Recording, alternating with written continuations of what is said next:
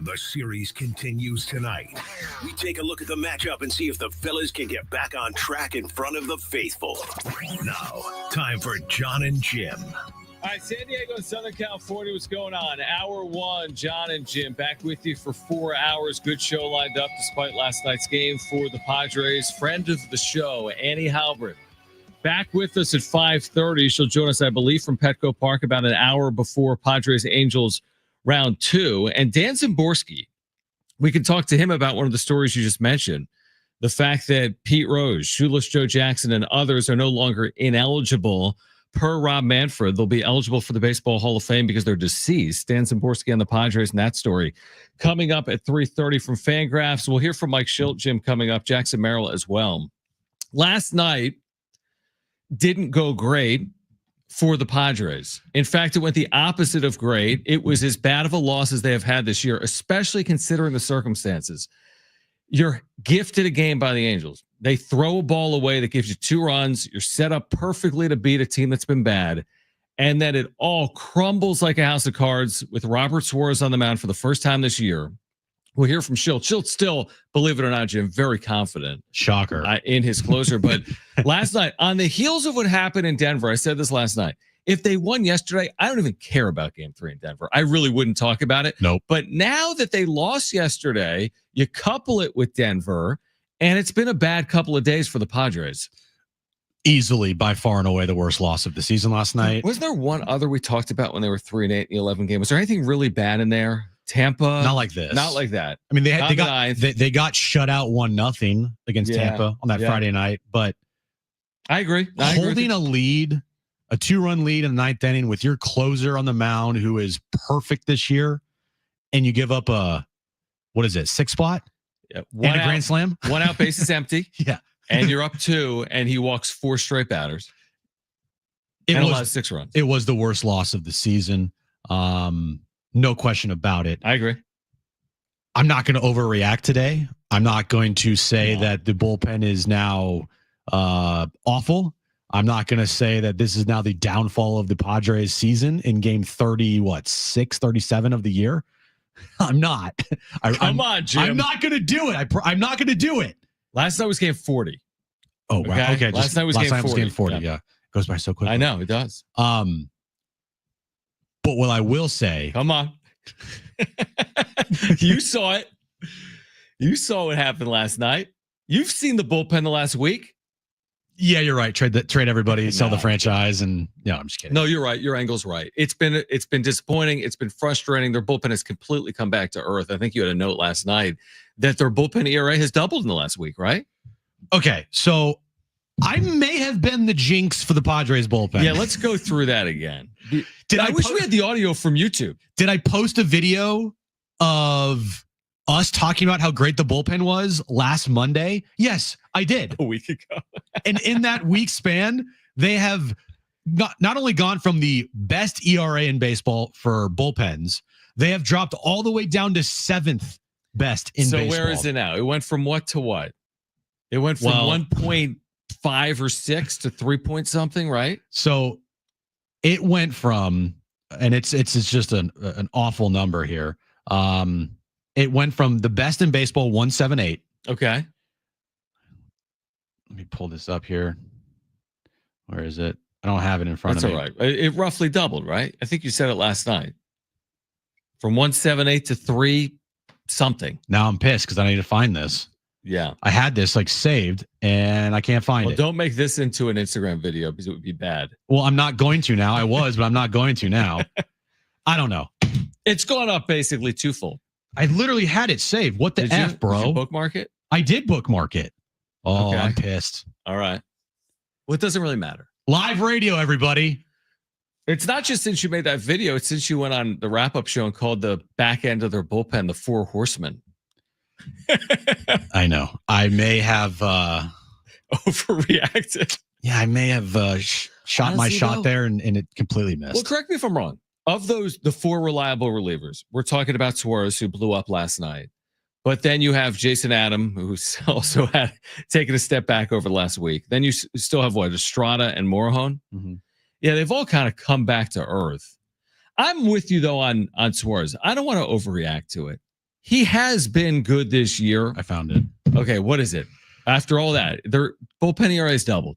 The bullpen ERA last Monday, when I was proclaiming that is the best bullpen in baseball, had a 1.68 ERA. Okay. In the last 7 days, their bullpen ERA has gone up from 1.68 to 3.25. Yeah, it's literally doubled. It's doubled since last Monday. They have given up a 10 spot in one inning, a 6 spot, in a ninth inning. They've given up multiple runs, like in Colorado. What's the ERA since you said it? I meant to do it today, and I got hung up with other things. I'll find it at the break. No. It's got to be in the 20s. Yeah, it's even worse. Since Monday, I think it is. Now, again, I don't think it's a reason to go crazy. I still think they have a good bullpen. Maybe it's not the best in baseball, though. And it's completely come back to earth. And I won't get carried away until this turns into even more. Like if you get swept at home by the Angels, they were swept last year by the Angels. If they get swept at home by the Angels, I'll change my tune completely. But I still want to see what they do over the next 2 days, and that includes tonight. Although with Michael King on the mound, you leave with a lead, and then you add on, and you have Jackson Merrill for the second time in a week win a game for you that you lose. Second time in a week, Jackson Merrill single-handedly wins you a game and you lose it. Yeah, it is frustrating. I know they're 25-15. You take the step back, that's good. 25-15, a game and a half out. It's a very good record, 1/4 of the way through the season. But the way I look at it, the last 10 days, I feel like the record should be better because they've just coughed games up late. The Yankee lead, Stadium and last night. Yeah, the lead today should be Jackson Merrill. Yeah, I know, but I like what Jackson says. Like, screw my performance. We didn't win. I know he didn't win. It's a bottom line business. Yep. Wins and losses. Jackson Merrill understands that. He'd be good on this show. Oh my gosh. John and Jim and Jack. He can take the headline. It can be Jackson and John and Jim. Right. No, it could be John and Jackson and Jim. Or just the Jackson Merrill show with friends. Dude, that is a good idea. Yeah, I like that one. That would increase our ratings if possible. I don't even know if they can go up. they're already at the peak right now. It's like when you're hitting 467, you can't go up. Right. There's no higher to the ceiling than the ceiling. He goes 2 for 5. It goes down. I know. He has a multi-hit game again tonight. Could go down. But the bullpen over the last week has been awful. It's been awful. Culminating in Robert Suarez last night, just not being able to find the strike zone. I mean, that was an awful performance from him. I'm not going to sit here and tell you I'm concerned about Robert Suarez going into the rest of the season. I'm not. I'm just going to right now chalk this one up to last night was an awful night for the bullpen. It was an awful night for Robert Suarez. That loss is clearly on him, as it should have been. And you move forward, but I'm not going to all of a sudden say they should reconsider who the closer is of this team. No, but I'm also not going to say what Mike Schultz said. So this, of course not. And Mike Schultz, the ultimate defender of his players, and it's worked out very well for him in his time in a Padres uniform. This was Mike Schultz, an interaction back and forth a little bit with the media over about 60 seconds. Last night, they lose the game. It's post game. It's on Robert Suarez. Take a listen. Yeah, I think you could put a lot in like bold caps. We've seen a lot of greatness from Robert Suarez to the point of, borderline to actually being spoiled. Some days you got to prove you're human. This guy's been absolutely lights out for us the last year, obviously this year. And, they were patient and able to, work some counts and, then they got through him. So one of those days he'll be back. And we were confident he'll be just fine. The loss of the command or something that he's been really, really good with this season. Is there maybe something mechanical in his release or something? No, I wouldn't. I can't say no. Look, this guy's been really good. He's consistent. He's got a pretty easy delivery, repeatable delivery. I wouldn't. I'm not going to pin it on. He may have a different opinion of it, but I wouldn't pin it on anything mechanical. It's just one of those nights. So wait, what don't you like about what Schulte said there about Suarez? It's not that I don't like it, because I actually think from a manager perspective, it's probably the right avenue or right lane to take. I just don't think it would fly in speaking truthfully to the fan base. Like what you and I are doing, where we're saying Robert Suarez has been really good, but let's be honest, yesterday was a complete train wreck. You're not going to hear that same thing out of the manager. Well, he did say it's one of those nights. That's as close as you're going to get from Schulte in saying he was awful tonight. Well, he also said we've seen greatness. He has been great this year.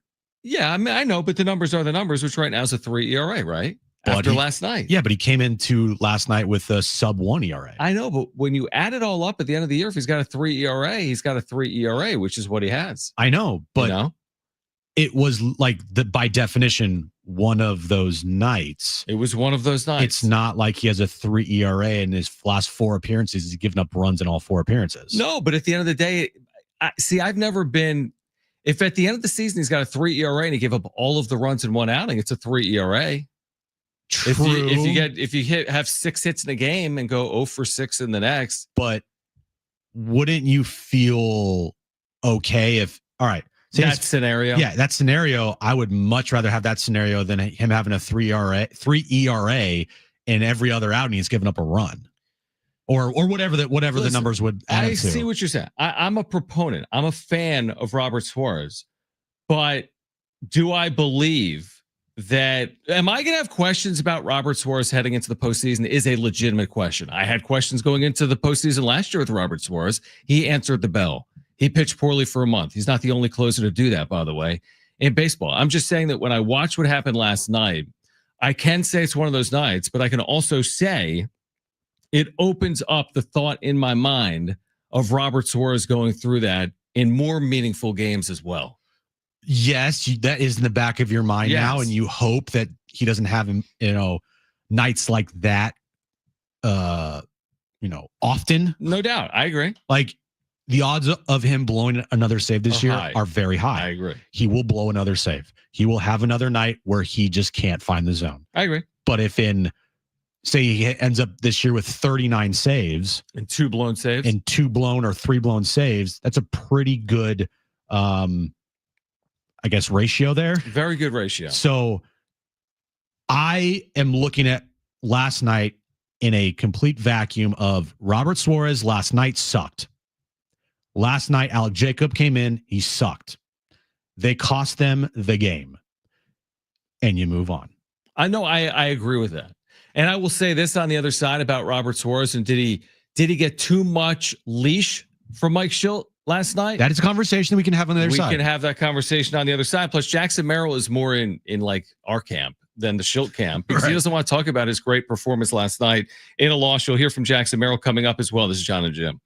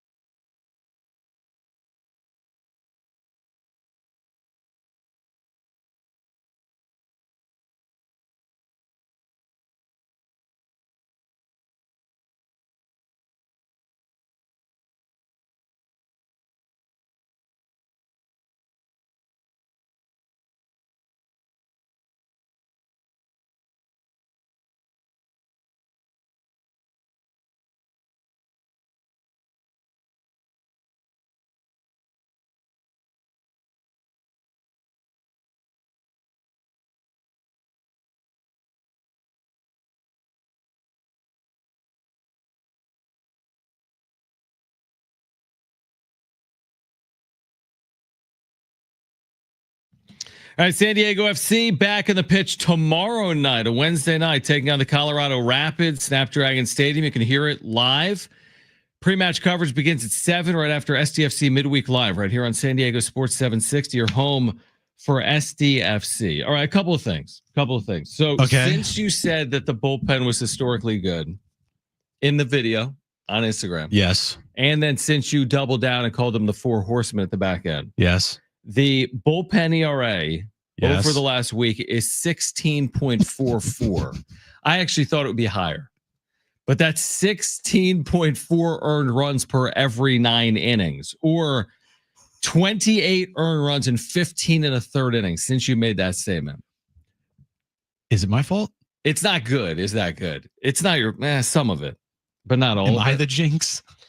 I jinxed them to hell for the last week. I will take the L on that one. It's my fault. That's fine. I'll take the L. I appreciate you taking I jinxed the bullpen for this last week. You jinxed the bullpen. But here's the other thing I would say about Suarez. And listen, I'm being critical of Suarez last night because, like, hey, listen, if you're going to blow up, make it spectacular. And it was a spectacular blow up. We can't keep saying that, though. We've said it twice in the last week. What I'd prefer to do, like what would have been really good of Suarez yesterday, is even with the command issues, somehow figure out a way to get out of it at 2 runs. You know what I mean? Like, keep it tied. Yeah, like you can be bad, but can you keep it on the rails? Well, he did leave the game when the game was tied. After walking 4 consecutive I know. batters. And then they brought in Alec Jacob, and he gave up a grand slam. Correct, but that wasn't Robert Suarez. Listen, there was some criticism last night. Darnay Tripp. Who? Darnay, who said, and he didn't say it in these words, and maybe Darnay's listening, he can call in because I'm about to rip him. He doesn't listen to us. Why would you, like, this is essentially what he was saying. Well, they stuck with Suarez too long. And I'm like, no, absolutely not. There's not a closer in baseball that should leave with a lead that's trusted. This guy's 15 for 15 in save opportunities, and you want him to leave with a lead? Then his confidence is completely shot, and you're basically saying it's an open competition if you're willing to do that. The second the game was tied, I was all for it. Then you go to your bullpen. But before the game was tied, you got to trust in Robert Suarez to figure out a way. Bless you. You got to trust in Robert Suarez to figure out a way to get out of that. Even if it's ugly, even if it's not pretty. By the way, he was not helped by his defense. Tatis hit a right, dropped a ball. Elias Diaz could not hold on to a third strike on a foul tip. Jake Cronenworth gloved a ball that went out of his glove. It was a tough play. Yeah. So now I'm more on your side. Maybe Robert Suarez was amazing last night. But wait, what? My point is this. No, Robert Suarez was awful last night. Yes. Like objectively, by every metric that you would like grade a pitcher in a night, he was awful. And using my eyes and watching the ninth inning, it was completely a train wreck. I mean, you just have to chalk this one up as man, it was a tough one. Tough one. It was a tough one last night. I agree with that. I do. It was a tough one, guys. It was a very tough one. All right, Jackson Merrill. Does this include the line of questioning in there? He was asked about his catch, I think post-game by Kevin A. So you may hear the question, you may not. He was asked about his catch. This is what he had to say. Take us through that catch. No, I don't care. I'm not going to talk about it. You know, you guys know my main goal. That's not. We didn't in the conference tonight, so put it behind us. Whatever happened in this game, whoever made good plays, whoever good hits, screw it. You know, we got to get tomorrow at the same time. So then, to go from that, because clearly you did a lot to help this team win. To go from that to the ending, what does that? I mean, that's the point of playing baseball, though, is to help your team win as much as possible. You know, you don't just stop because you lose a game or you end up not winning in the end. You know, you keep working hard. You keep busting your ass all over the field. I'm going to do the same thing tomorrow. Do the same thing behind the pitcher tomorrow and hope for a better outcome. Robert's obviously been incredible all season long. Does that like tonight kind of feel very out of the ordinary given how good he's been? Robbie's the man, dude. You know, and I don't think anybody expects that from him. I don't think he even expects that from himself. It's just like baseball. You know, that stuff happens. You see the greatest closer of all time blow the game sometimes. But Robbie's our guy. You know, he's our closer. He's our man. He's our rock. You know, we're going to fall on him 10 times out of 10. So, you know, we're going to trust him even tomorrow when he goes in the game. We need him again. He's going to go in there. He's going to shove. So, next. Cool. Are we sure? Like, are we 100% positive that Jackson Merrill's not Mike Schilt's son? Yeah, I think Merrill's way more honest than Schilt. I think listening to Jackson Merrill there, that is like a mini Schilt. Yeah, but Schilt spent 4 minutes yesterday praising Jackson Merrill.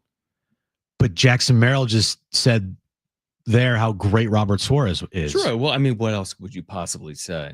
You don't say anything else than what you hear from Jackson Merrill there. I'm just saying, when I listen to Jackson Merrill speak, you hear mini Mike Schilt. Oh my gosh. Yeah, how do you not? No, I just like when he's like, I don't want to talk about myself. They are both 100% cut from the same cloth. They are like same one mind, bro. One mind, Schultz and Merrill. Kind of, but I feel like Merrill takes, and I'm fine with the way Schilt does this. I just feel like Merrill takes more of the accountability. Like, I don't want to talk about it. I had a great game. I'm not going to sit here and talk about it. Well, the other day, Schilt took accountability, and he's the manager. He can't do anything. He did actually take accountability. He's like, it's my fault. I got to be better. Like, well, how do you have to be better? He's like, I'm not really sure.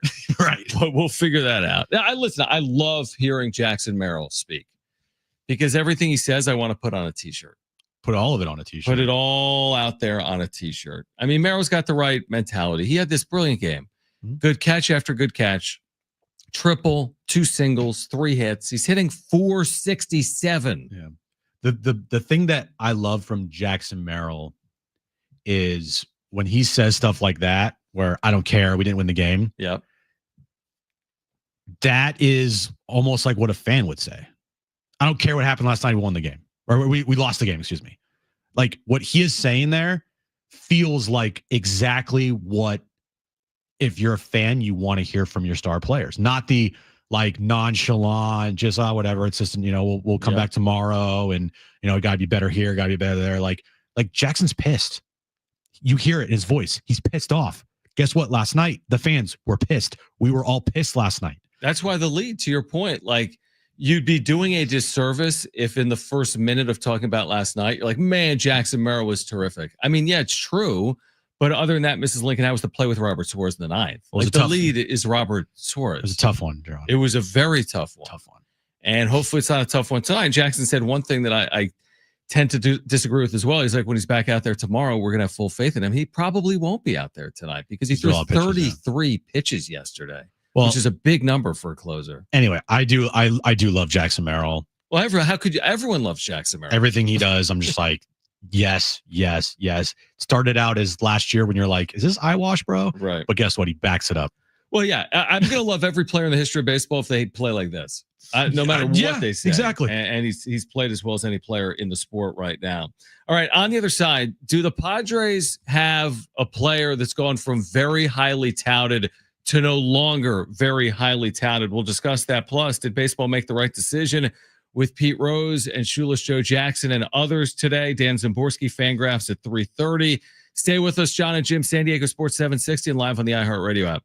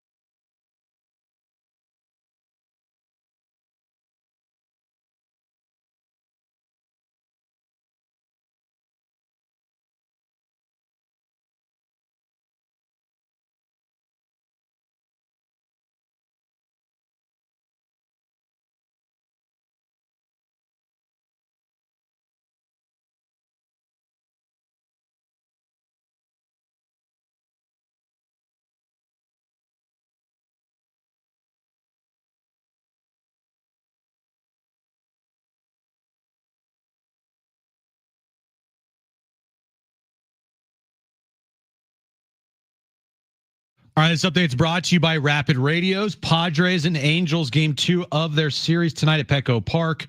6:40 first pitch. Once again, Dylan Cease on the mound tonight for the Padres. NBA news, it's not good news, as Jason Tatum fully ruptured his Achilles last night in the loss to the New York Knicks. The Celtics are now trailing that series 3-1. Jason Tatum has already had surgery. He's expected to make a full recovery, but likely to miss the upcoming 2025-2026 NBA season. And more baseball news. The commissioner of baseball, Rob Manfred, has reinstated all deceased players, including Shoeless Joe Jackson and Pete Rose. They're now eligible to make the Hall of Fame. Rapid Radios are instant push-to-talk walkie-talkies offering national LTE coverage and no subscription ever. Business owners can keep in touch with up to 200 staff members at one time. Go to rapidradios.com now for up to 60% off and free shipping.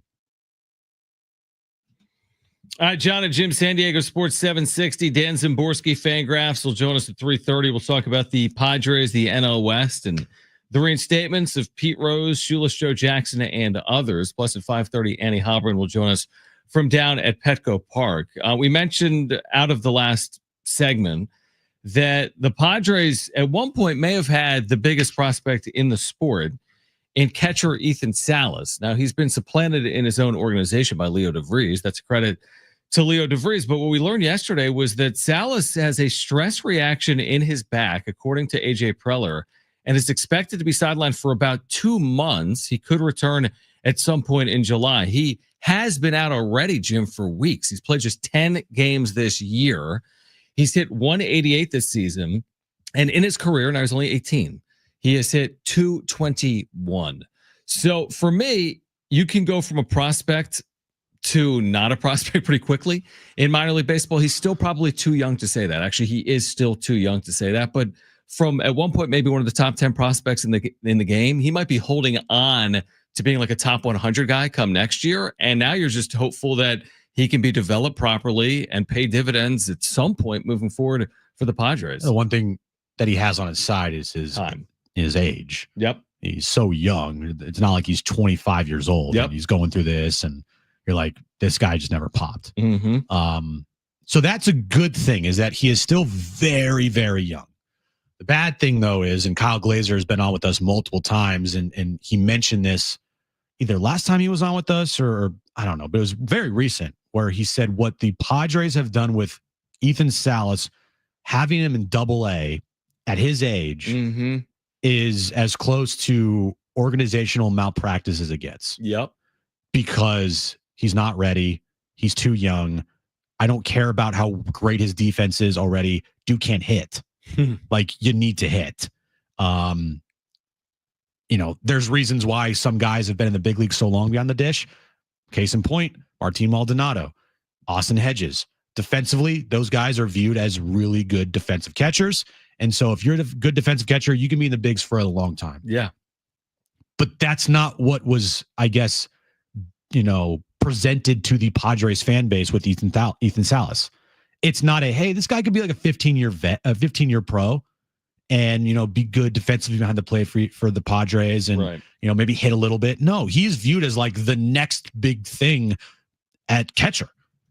And so it's, I think, very concerning that he's just, you know, has this injury now. He still hasn't hit worth a lick at the minor league level. Defensively, yes, we know he's good, but also if anybody in the organization, AJ Preller, was even considering next year to have Ethan Salas, you know, compete for a roster spot in spring training, that's not happening. Yeah, I mean, you have to remember that when they signed him, he was given more money than any international player that year. He was signed as a 16-year-old for $5.6 million. So they wouldn't be truthful if they told us that the expectations are just to have him be a piece of their major league future. He's supposed to be like a key piece, right? A cornerstone piece for their future. Now, I'm with you on his age, and we have never advocated for him to be rushed to the major leagues. We've never said he's got to be there in 2026 or he has to be there in 2027. But I do wonder about his trajectory. And then I do wonder, will his bat, the bat hasn't played in the minor leagues. Now, you could say there's reasons. Maybe he's been hurt. Maybe he's too young for the levels that he's playing in. But if it hasn't played in the minor leagues, are we certain that he's going to have a productive bat in the major leagues? I don't think anyone could say that. And maybe to your point, because catchers can stay in the big leagues for a decade plus because of their defense, maybe that's a skill set that he'll have that'll keep him in the big leagues for a decade plus. But I'm looking for more than just a defensive stalwart out of Ethan Salas. I think Padres fans are as well once he gets to the major leagues. Yeah, they're expecting him to be like a multi-time All-Star. They're expecting him to be the, I guess, maybe one of the faces of their team. Yeah, one of the faces of the franchise, like a big piece to the puzzle to keep on winning. Mm-hmm. Now, I'm even more convinced that it's going to be Leo DeVries than Ethan Salas. As like the one to hit or the... And we said they both don't need to hit, but one does. That's how it's felt. Is like just as long as one hits, that's all you can ask for, because it's not a 100% guarantee ever with prospects. Mm-hmm. You know, if you have 10 prospects and 3 of them hit, that's great. Mm-hmm. That's a great percentage when it comes to like having guys be developed, come through your system, become all-stars. I mean, Jackson Merrill's the first drafted and developed player that AJ Preller has ever had in this organization. Think about that. In a decade. Think about that. That's wild. So to then all of a sudden say that Ethan Salas and Leo DeVries have to hit when it's taken 14 years or whatever the number is. I don't know how long it's been. 11 years. Preller? Yeah. Yeah, 11. 11 years. Sorry. I don't know why I said 14. Yeah. 11 years for Preller to just get one in Jackson Merrill. And now you expect him to have Leo DeVries and Ethan Salas be all-stars right away like Jackson Merrill was. That's a big ask. It's like a lotto ticket. You're right, when they hit. And I would say this about DeVries too. Don't rush him either. Like, you don't have to be tempted to start 2026 with Leo DeVries in the major leagues as a 19-year-old. We know how hard it is to do that. I mean, Fernando Tatis Jr. did that, but that's not an everyday occurrence. So you got an 18-year-old in Leo DeVries. He could be developed properly too, even if he's having more minor league success. The catching position is way more challenging. We've gone through it at length over the years on John and Jim. There's some of the greatest catchers in the history of the sport that didn't truly pop until they were like 25, 24. I mean, Ethan Salas is nowhere near that. So you're right. He's got the luxury of time, but also from a fan perspective, be careful not to count on him too soon. He might pop as a 24-year-old. Well, guess what? It'll be 2030 or 2029 when he's a 24-year-old. And the main pieces on this team will not necessarily be the main pieces on this team. Manny will be almost 40.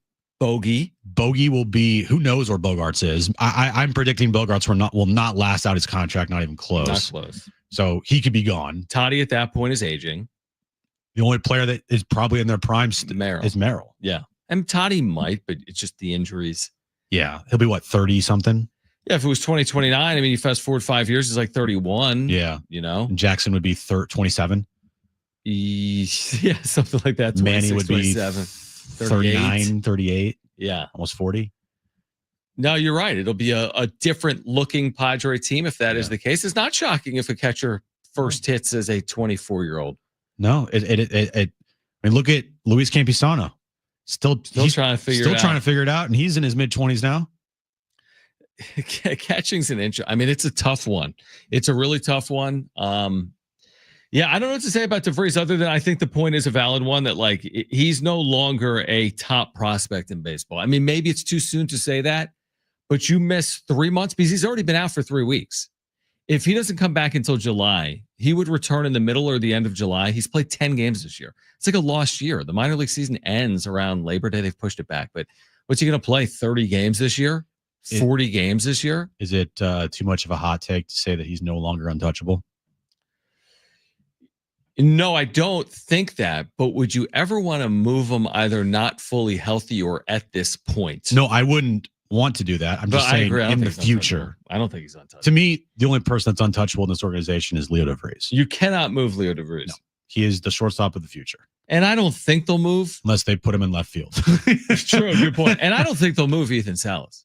I don't think they will either because they are so heavily invested in this kid and they've put so much resources into him and money and time. And so they're going to see this thing through. It's just, if there's an opportunity in the next year to really like go out and get that quote unquote missing piece and it's going to cost Ethan Salas, I would think long and hard about that. Yeah, like if it's a great point. What if it was even this July and you can get that piece to help your team that's trending for 95-ish wins, and you can help your team either get there or get further, that you have that piece available to you, and it's going to cost you Ethan Salas? How long of a look do you take at something like that if you're AJ Preller? Like, I don't even know who the top player on the trade market is right now or would be. But yeah, if there's a bat or a pitcher that it's like, whoa, I mean, controllable, multiple years, I would not be shocked at all if AJ Preller pushes the envelope and starts discussing, what about Ethan Salas? Wouldn't that be something? Yeah. All right. On the other side, did Major League Baseball make the right decision or not? We'll explain. Plus, Dan Zimborski, Fangraphs at 3:30. This is John and Jim on San Diego Sports 760, live on the iHeartRadio app.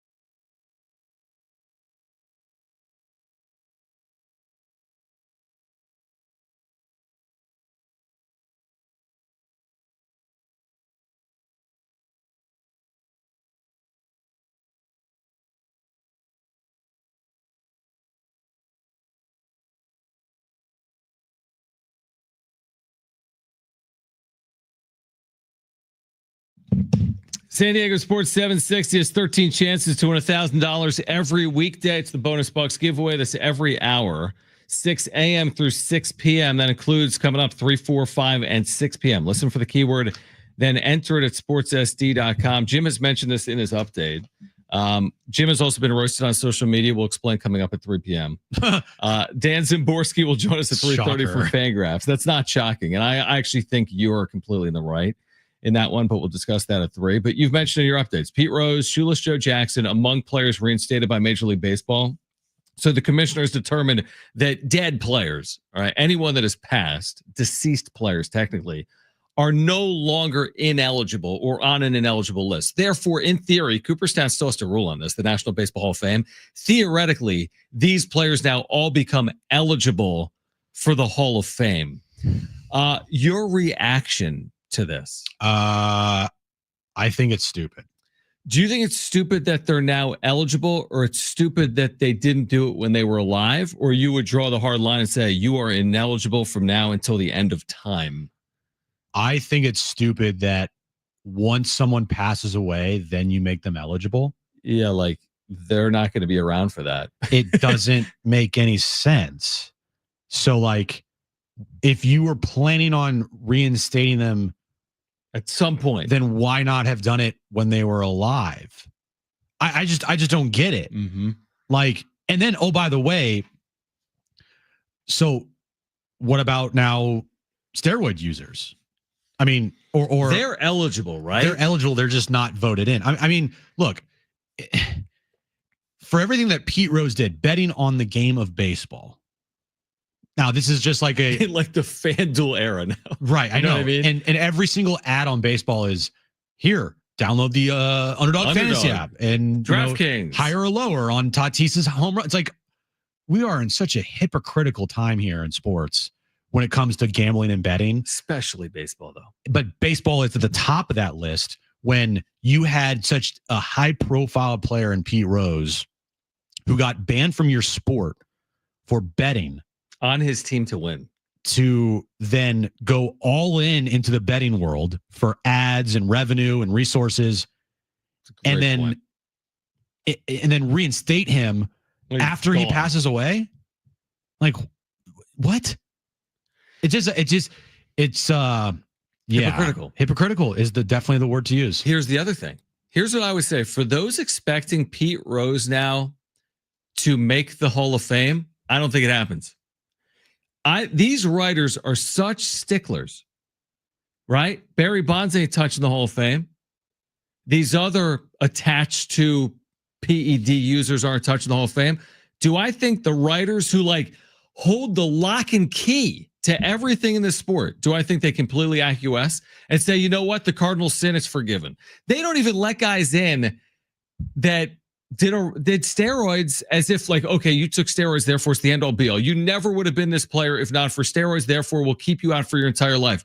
But now that Pete Rose is gone, yeah, he bet on the game. The number one Cardinal sin, we'll let him in. I don't see it. What to you is considered more of a baseball sin? Betting on the game or taking steroids? I'd let them all in. I would too. I would let them all in. I think it's so dumb. We're saying for a 26-year-old Fernando Tatis Jr. could never get there. I say do it based on your merits. If he earns his way in with his on-field play, we're not judging these people's morals. Fernando Tatis Jr. is not a better or worse player because of his suspension. We're judging them on what they did on the field. Yeah, that's the thing. There's a lot of these guys are probably not perfect human beings. They might not write their mother's Mother's Day cards. You know what's wild is, yeah, you know, which is fine. If Barry Bonds had this amazing relationship with the media, like to the point where he was beloved by the national media, the local media. He always made time to talk to the media. He was just like the most personable guy that you could imagine. And he still did everything that he did. Guess what? He's probably in the Hall of Fame, or at least he's way closer than he's ever gotten. Because he didn't get anywhere near it in the 10-year threshold. Let me ask you this, because I don't even concern myself like a Steve Hartman does with this. Is anyone in with any ties to steroids since like 95 or whatever? Is anyone in that has ties to the steroid era? Oh yeah. But from like the 98 on. That was like Yes. mentioned in the Mitchell report. Mike Piazza. Mentioned? Dude, Mike Piazza, you took his shirt off. I You saw know, a but crater that's on the his thing. back. But that's what I'm saying. But was he specifically? Yeah, my point isn't is anyone in that's used? Of course there are. Yes. But is anyone in that's been fully tied to it on paper? Maybe the answer is yes. That's why I'm asking. I don't know the answer to it. I don't know the exact answer, but my guess is guys like Pudge Rodriguez, guys like Mike Piazza. I mean, that's kind of when they blew up in the sport. I'm not going to say that those guys took steroids, but for around that era, you almost have to like everyone's guilty by association almost. Like it's really hard to just pick out and be like, that guy didn't do anything. Greg Maddux, pitchers, like maybe they did something. I don't know. But if you look at Greg Maddux, you're like, yeah, I think he was pretty clean. You know what I mean? Like Tony Gwynn's pretty clean, right? Nothing there. But there are guys, like especially power hitters in the game that have made the Hall of Fame since 1998 that played in that era. David Ortiz is a perfect example. And Marshall mentioned that to me. Thank you. I mean, you bring up a good point. That's why I wouldn't say never on some of the PED suspensions or the guys tied to the Mitchell report. And I can't say never now on Shoeless Joe Jackson or Pete Rose. But again, it's still the writers that hold the cards. And they're going to have. So you tell me now that Pete Rose becomes eligible after he's gone and 75% of the writers just immediately put him in? I don't know about that. And by the way, back to my point of like, if Barry Bonds was amazing to the media, things might be different. Right. David Ortiz is an example of that. Perfect example of lovable. That. Yeah. Very lovable. Right. He did win World Series. I do think World Series rings should like matter. But apparently they just don't. In baseball, it typically hasn't. I agree with you. I agree with you. You know, like MVPs, World Series rings, World Series MVPs. Right. If you are a all-time player and you have one of those under your belt or multiple, like they should matter. Yeah, I mean, maybe it's just me like crying over spilled milk with Tatis, for example. Like I feel like he's already got the scarlet letter nationally because of this 80-game suspension when he was hurt. And now he would have to earn it, Jim. This guy's never on the field, so he's nowhere near a Hall of Fame. He would never make first ballot. He would never make first ballot because of what the suspension you're saying. Correct. Yeah. No, I agree. And by the way, he's nowhere even near it. I don't even know if he can compile enough because of his health situation. I just don't like that. Okay, a young player maybe makes a mistake. Like this happens in other sports. Young players make mistakes in basketball and football. Might be suspended. That's not going to keep him out of the Hall of Fame. Happens in baseball, and they're not going to make it in their entire lifetime. Their entire lifetime? That to me is too egregious. It's too far fetched. I just think that the hypocrisy here of now all of a sudden you're going to let these guys be eligible for the Hall of Fame after they passed away. Like what happened here? I mean, it's just a lot of words that were said today. Almost like a too long didn't read situation. Yeah, definitely. Like absolutely a too long didn't read situation. And you're right. They're taking a lot of money. Just like, what are we doing here? They're getting a lot of revenue from gaming, which is fine. I'm all for it. But if you're going to do that, you have to be willing to maybe bend the rules a little bit. Like this forbidden sin of betting on the game or betting on baseball.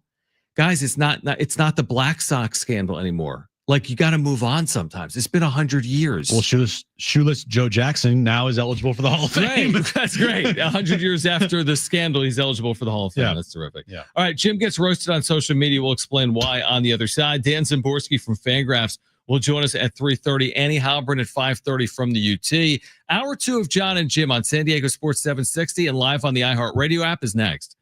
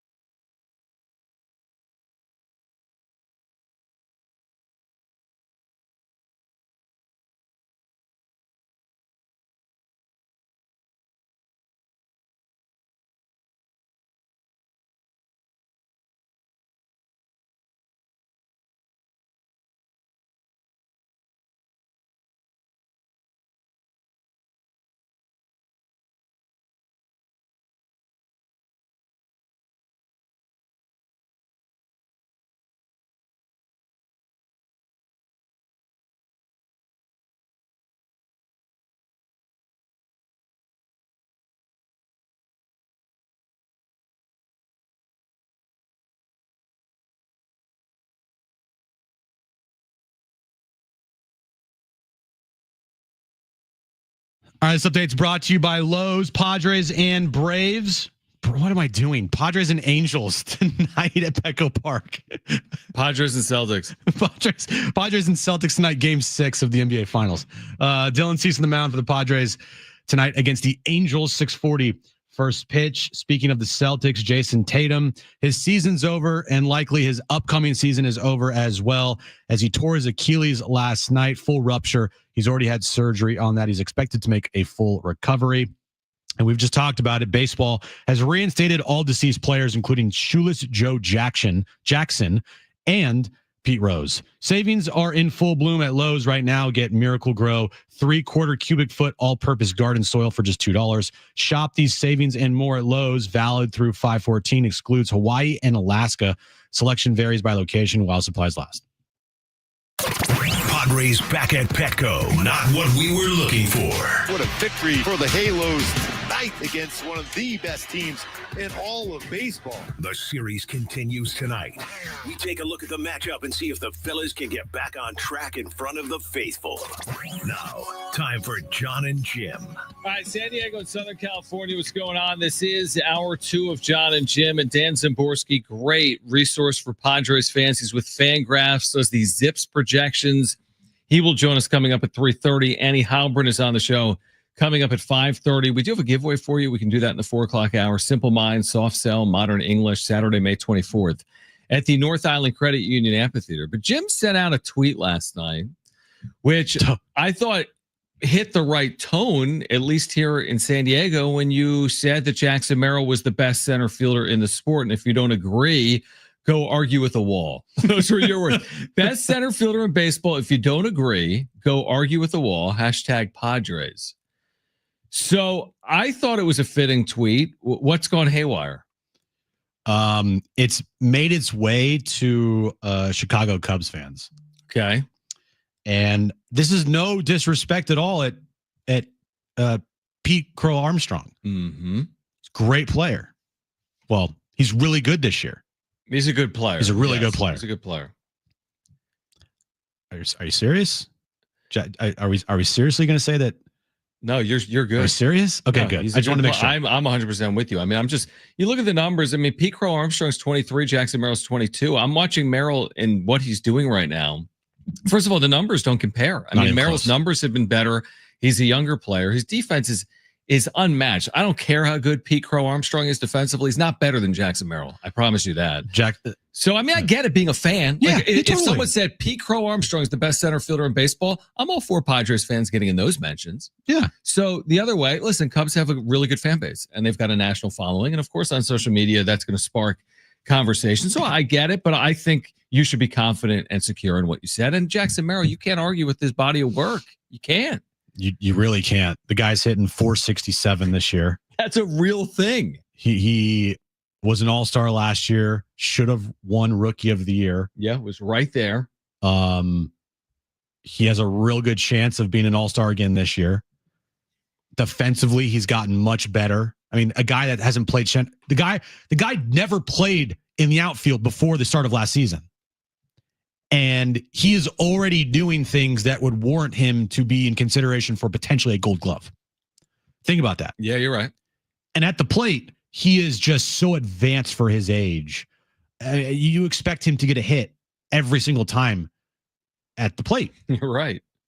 There is no question in my mind that Jackson Merrill is the best center fielder in baseball. Like I said, if you disagree with me, that's fine, but go argue with a wall because I'm not going to argue with you. Yeah, no, it's not even worth arguing. This is more to me right now about Merrill kind of running away from comps and people may be getting a little upset about that. Like last night on the wrap-up show, Dodger fans are like, hey, slow the love affair with Jackson Merrill. And I'm thinking to myself, if he played for the LA Dodgers, we wouldn't hear the end of Merrill. So I think it's, what's the saying? Like, it's not imitation is the sincerest form of flattery, but like it's a jealousy thing. I think what we're seeing out of like Cubs fans or Mets fans or Dodgers fans are, hey, listen, Jackson Merrill, you don't have to defend. He's proven it game in and game out for a year plus. And I think that's becoming like an interesting thing for other fans to deal with. It's one thing to have like a Toddy or a Machado. Those are like, they kind of transcend, they're swaggy, they're special. right? Like they're relevant in multiple like country. I don't know. Like Tatis, okay. Like the second he made his debut, it's Fernando Tatis Jr. He's special. But the way Jackson Merrill has broken through, it's just remarkable that he's been able to do it this quickly and play to this level so quickly. Yeah, and this is by no means. This was not like a slight on Pete Crow Armstrong or whoever else you want to put up there as the best center fielder in baseball at all. I was just simply stating facts that Jackson Merrill is, of all the players that are in center field in baseball, he's the best. Mm-hmm. You know, I see people in the chat right now. Go watch a Cubs game, you'll understand. Go watch Cubs people here. Go watch a Padres game, and you'll understand. How could you have watched Jackson Merrill this year and not said that dude is one of the best players in the sport? What position does he play? Center field. He's the best center fielder in the game. How could you have watched Padres games this year and not thought that, unless you're just a complete hater of Jackson Merrill and the Padres? I see the comment you're referring to, and Gio, thanks for hanging out in the chat. But I mean, there's no way. I mean, unless you're a scout. I watch Cubs and Padres games, and Pete Crow Armstrong defensively way with 5 A's better than Jackson Merrill. That's not even how. I mean, how do you quantify that? I mean, we can ask Dan. Look, it doesn't even matter. It doesn't matter. Armstrong, and maybe people were saying, "Oh, you're saying he's the best defensive player in the sport." Maybe that's arguable. I don't know, but I'm saying all around center fielder. Not to mention the fact that already this year in 15 games, he's made like 9 ridiculous plays defensively. And look, again, if you're somebody out there that wants to argue this, like I said, go argue a wall. I'm not going to do it. What I will say is, man, we are lucky here in San Diego to have Jackson Merrill. Yeah, I think that's the point I'm making is like Jackson Merrill in a Padres uniform. Padres fans are lucky. We are lucky that we get to watch this kid every single day. I mean, what he brings to the field is just so unmatched. It's another level. And then it just, everything that he continues to do to get better at, like I think I saw it on Twitter last night. I can't believe the Padres signed Jackson Merrill for the deal that he signed. Yeah, every day that looks better. That just looks like such a steal of a deal. It's insane. And again, if Jackson Merrill didn't miss the 24 games this year with a hamstring injury, then his numbers would be way better. And everybody out there crying about my take that Jackson Merrill is the best center fielder in baseball would have to definitely rethink their thought process there, because Jackson Merrill would definitely put those people to rest. You know, the baseball reference down below on the page is the comps through a certain age, where they're like, this player compares similarly to. I'm trying to find it for Pete Crow Armstrong, because I mean, yeah, like you said, I mean, it's arguing with a wall, but I find it an interesting conversation. But let me just say this. The Merrill comps of similar batters through age 21 are like Stan Musial and Willie Mays. Mm-hmm. Are Pete Crow Armstrong's comps Stan Musial and Willie Mays? And if they are, then maybe they're two once-in-a-generation players are playing center field at the same time in the National League. Maybe that's the case. And I see this argument too. Jackson Merrill has only played 15 games this year. Look how many games Pete Crow Armstrong played. Okay. How many games did Pete Crow Armstrong play last year, and how many games did Jackson Merrill play last year? And look at Jackson Merrill's numbers last year compared to Pete Crow Armstrong's numbers last year. Not even close. He had 237 last year. So we have a year plus of data, not just 40 games. Right. And the year plus of data, it's clear. Jackson Merrill, now with Judge and Wright, Corbin Carroll's also in right as well. Jackson Merrill's, to me, he's the best center fielder in baseball. Padres fans are lucky to have him. And I would not be surprised if very soon, whenever the Team USA rosters get announced, Jackson Merrill will be starting on Team USA. Yeah, I think that's if he wants to do it. If he wants to do it. And he probably will. I was going to ask you, like, where is he now in terms of like your most enjoyable watches on the Padres? Like, has he moved to the top? Like, you'd prefer to see a Merrill AB to a Toddy AB or a Machado AB? Like, for me, it's still Tatis. And maybe it's old habits die hard. Like, for me, Tatis probably goes up there with my most favorite baseball player to watch ever. I've said that a lot on the show. Tatis is right there for me, from like the Matrix slide to the swagginess to his abilities to his defense. I just love Fernando Tatis Jr. He's not a perfect player, but I love Fernando Tatis Jr. For me, it starts with Tatis in terms of if I'm watching one AB in any one game, I'd start with Tatis. But I get if you're saying Jackson Merrill. I fully get that. I would go Tatis, Merrill, Machado in like my must-watch personally. That's my personal list. That's what a good 1, 2, 3. It is. It is. What would you say, Merrill? Dude, he's incredible. It's like every time at the plate, he comes through. He has done something. Mm-hmm. And even if he puts up an 0 for game, he's still going to put together good at bats. Like he could easily tonight go 0 for 4. But you know what I know will happen in those 4 at bats? He will put together a good at bat. He will fight. Yeah. He will never give in. Right. He will never give up an at bat. And that's all you could ask of is if you're a fan. Mm-hmm. I'm not expecting these guys to have, a hit every game. I'm not expecting them to go 57 straight games with a hit and break the all-time record. That'd be nice. Be cool. But what you do expect is guys to put together, good at bats, to battle, to not give in, to not just waste at bats. And Jackson Merrill, he never wasted bats. Right. That is something you can definitively say about Jackson Merrill. He is not. The team could be down 9-1 in the 9th inning. He's not going to waste that at bat. No, I mean, listen to this. He's had 7 consecutive multi-hit games. That's not easy to do. And in his last 10 games, he's had 9 multi-hit games. He's hit in 14 of the 15 games he's played in this year. Mm-hmm. So like you said, I mean, he may take an 0 for 4 there, but it's not often. And everyone gets he's not going to hit anywhere near this. He's not hitting 367, right? Let alone 467. But he's doing things that you don't see every day. It should be celebrated what Jackson Merrill is doing. That's what it should be, and it is by Padres fans. Let me just read one tweet. Might be my favorite tweet of all time. So you responded to my tweet that has caused a lot of people to be very angry. Right. You said that's why I bought his card. When you said like this guy's the best center fielder, and I said I bought his card. And so our bid online is just to every response is okay. Yeah, just exactly. Like if there's nothing to say, we just reply okay. Or if we just don't want to say anything, there's no really point. Or we don't care. Right. It's okay. I didn't even realize it probably. So I did okay. Right. And I replied with an okay. Bryson King responded with this. Yikes. You'd think since you're trying to become a legit sports media personality, you wouldn't be such a blank sucker on social media. Wow.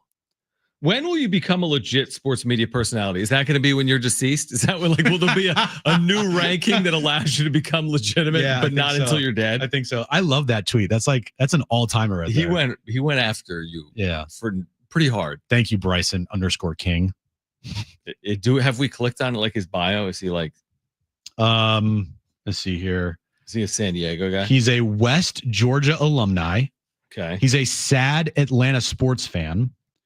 There is a picture of him with his dog pointing at the screen for his profile picture. He has 500 followers. So he owned you. Man, he definitely owed me. All right. More on that on the other side. If you want to weigh in, 877-767-4760. That's 877-767-4760. He responded again to me. Oh, did he? Because I said this might be my favorite response ever on X. Okay. He said, much better than the response you gave to the guy in the reply above mine. Your response was trash, just like the baseball content you put out. Hey, Bryson, bro, the guy I was responding to is the co-host of our show. He might not know that. I don't think he does. I don't think he does. All right, Dan Szymborski, Fangraphs. We could ask the question. You got one player to take between Pete Crow Armstrong and Jackson Merrill. Who are you taking? I mean, it's Dan Szymborski at Fangraphs. Plus, what does the loss of Jason Tatum mean, not just for the Celtics, but for the NBA for all of next season due to a torn Achilles? That's next. John and Jim, San Diego Sports 760, and live on the iHeartRadio app.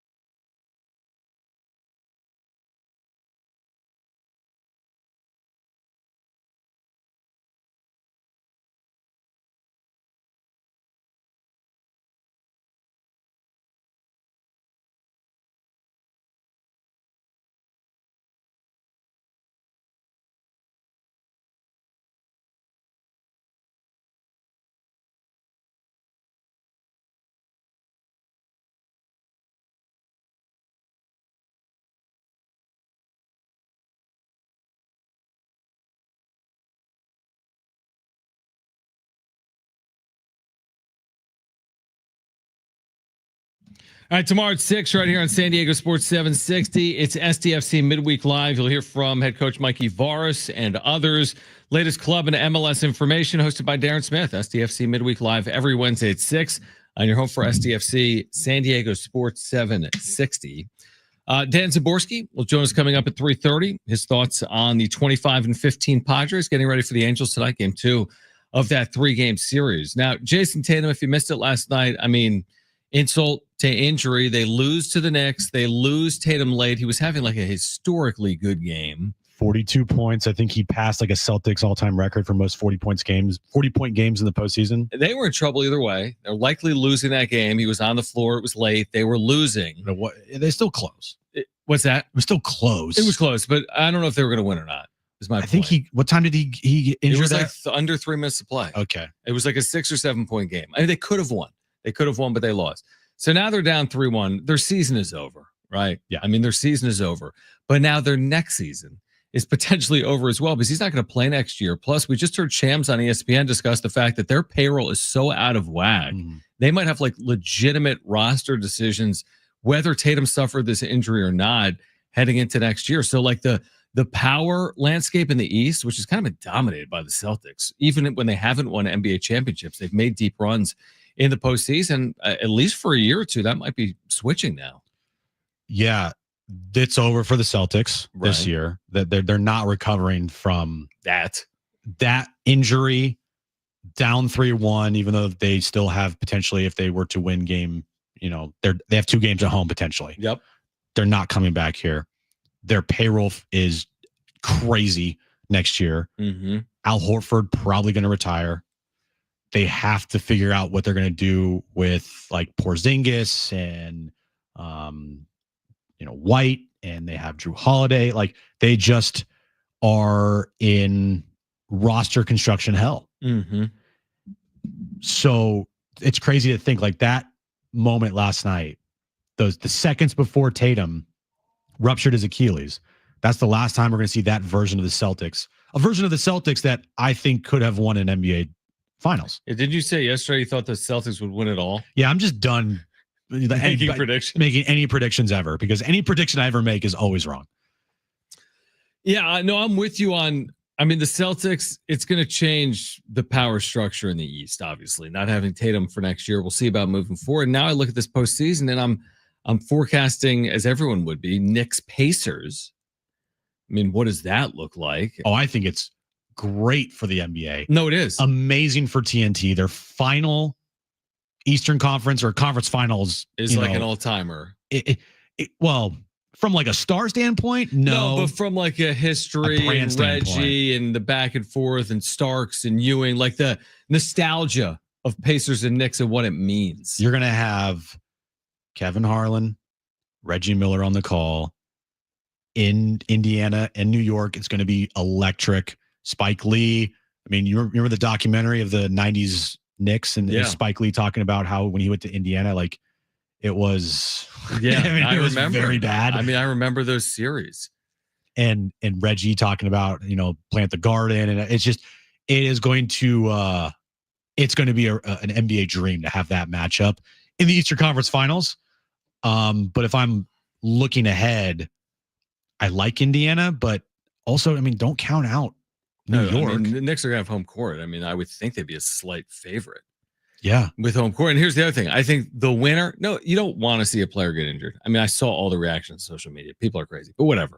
I think most people don't really want to see stars get hurt to benefit their team, but it is what it is. I get it. The winner in terms of Tatum being out and what that means for this postseason potentially is Oklahoma City's path just keeps getting more realistic. Well, they got to win tonight against the Nuggets. At home. Yeah.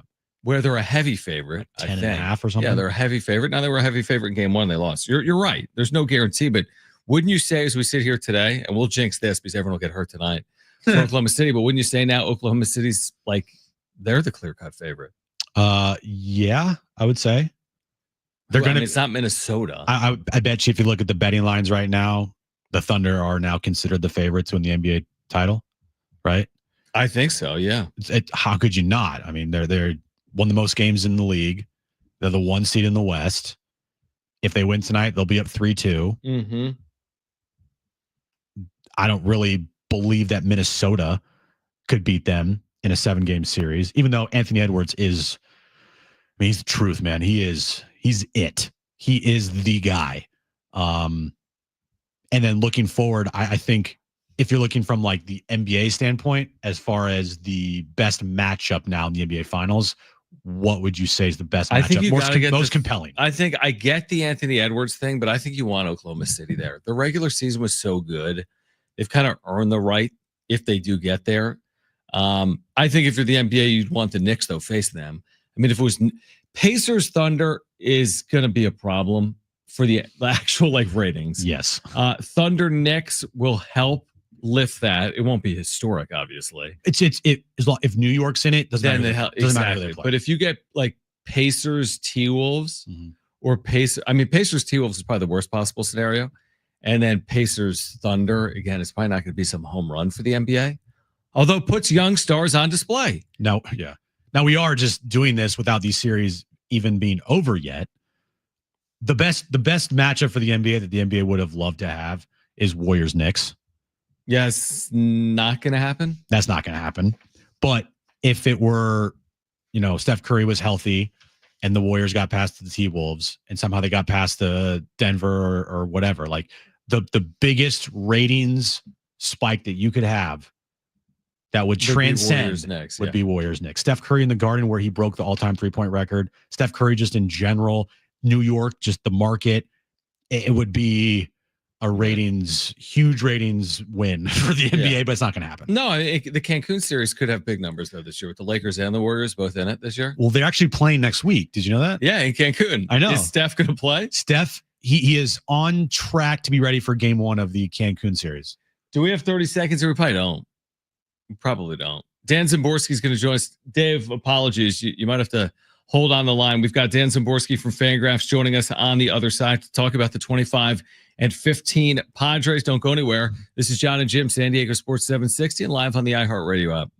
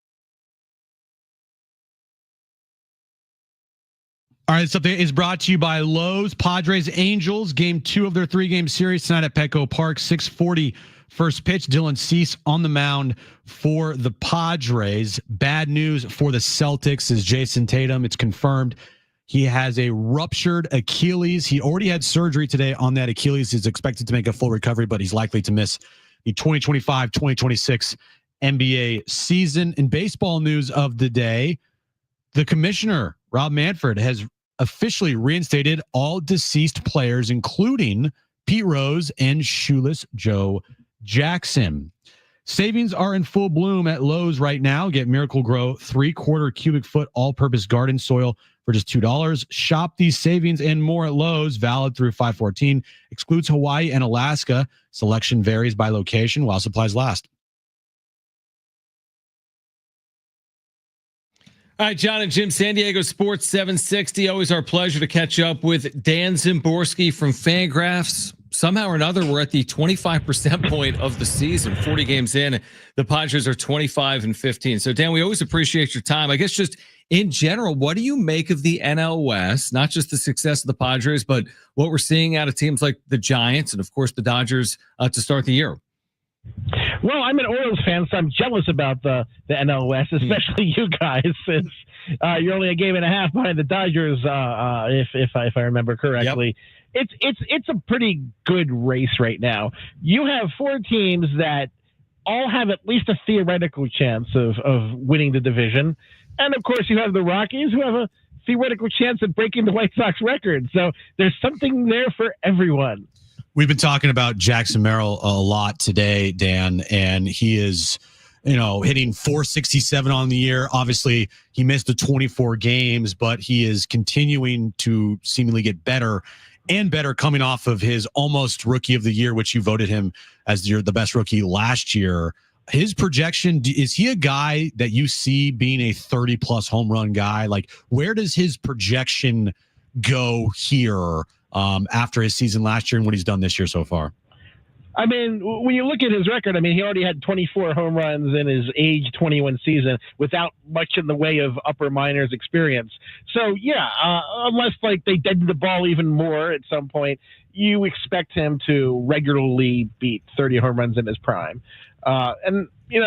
Home runs are down across the league from 5 to 6 years ago. So that is more impressive than it was just not too long ago. He's an incredible all-around player, and there's really little to complain about. And, of course, the Padres have him signed up for a long time at a pretty solid deal, which I think they'll be pretty happy with when they look back on it in 10 years. Do you consider him the best center fielder in baseball? He's making that case. You can make a case for, Pete Crow Armstrong, but Merrill's done it for longer than Armstrong, and I think that makes it makes sense to give him kind of the edge. A healthy Trout, of course, would probably still be my pick, but there's not really such a thing as a healthy Trout at this point. So you kind of have to knock him down a little, as hard as that feels. So I think you can make that case about Merrill right now. Dan Zimborski, Fangraphs with us right now. John and Jim, San Diego Sports 760. Where does Fernando Tatis Jr. stack up in the National League? I know we're just 25% of the way through the season, and we've always said this with Tatis: if he stays healthy, he's an MVP candidate. But would we say that this year? If he stays healthy, he's a legitimate MVP candidate? You have to, the way he's hit this year, how could he not be? He's basically returned to hitting how he did in 2009 to 2021. He's turned out to be a really excellent corner outfielder. I think better than anyone had realistic hope, because he's not just quick out there. He has legitimately good instincts out there in the outfield. So I think that he does have a case, but of course, if Ohtani comes back and pitches later this year and looks like he's on, it's going to be hard to take it away from him. Dan, the Padres have had the best bullpen in baseball until the last week, where it's not been good. Yeah, it's been rough. It's been not just the Angels game. There have been a few games, even ones that the Padres won. The bullpen still made it interesting. Yeah, they definitely have, for sure. Do you consider them still, even with the bad week, one of the best bullpens in baseball? I think you have to put them up there. I know it doesn't feel great right now, but the thing about bullpens, I always say that there's one bullpen on the team that won the World Series and 29 bullpens that fans think is the worst bullpen in the history of baseball. That's just how it is, because the bullpen is there when things go wrong at the end of a game. No one ever says, well, if the offense had scored one more game in the third, they wouldn't be in this position. It's always kind of the bullpen that when they fail, they get left holding the bag. Now, obviously, bad week, but I think they're going to be fine. Yeah, well, let's hope they're going to be fine. we think the same thing Game here. 40, I hope so. Let's hope. Dan Zimborski is with us. What about, Dan, I'm curious to get your thoughts on Manny Machado, who, like you said, you're an Orioles fan. Machado right now leads the National League in hitting. Now, he hasn't hit for power, but we've said that before, and he always ends up with like 29 or 30 or 31 home runs. But he's hitting something like 330 or 331 right now, and he's not a young player, as you know, right, at this point in his career. How impressive is it? Now, he's not an old player, but how impressive is it considering his age and the fact that he's leading the National League in hitting right now? I know a couple of years ago, I mean, the feeling was, hey, he's starting to decline offensively. How long is he going to stay at third? When will he be at DH even more to protect him? But this year, I mean, he is hitting very well. His batting average will likely come down quite a bit. A lot of that is inflated by a pretty high batting average in balls in play. He tends to be around 290, 300 most years. He's up close to 390, I believe, this year. And that kind of thing is hard to maintain. It's a batter can more easily maintain batting average and ball in play over performance than a pitcher can, but there are limits there. So you expect that batting average to come down, some more home runs to come off his bat, and in the end, it'll probably look like a typical Manny season, which I guess no one really can complain about that. Yeah, typical Manny season is exactly what the Padres would want every single year. Michael King pitched last night, pitched well again. He is obviously going to be a free agent after this season here. A lot of discussion of like, what's he worth? What could he get on the open market? Would you consider him, if he goes to free agency here, like one of the best right-handers or the best right-hander on the open market? And what could you see him getting on the open market? He's going to do well in the open market because the Padres took the risk of converting him back into the rotation full time. And the way he's pitched this year, I mean, obviously he's not going to be a guy who, throws a bunch of shutouts, but who really is in 2025? These days, you give a team 5 or 6 innings and they're pretty happy, and King has done that. So he is going to be sought after because fewer and fewer top players hit free agency every year. And you look at the pitchers available, I mean, there are options out there, but someone could say that he has fewer innings in his arm compared to someone who's been starting for a decade.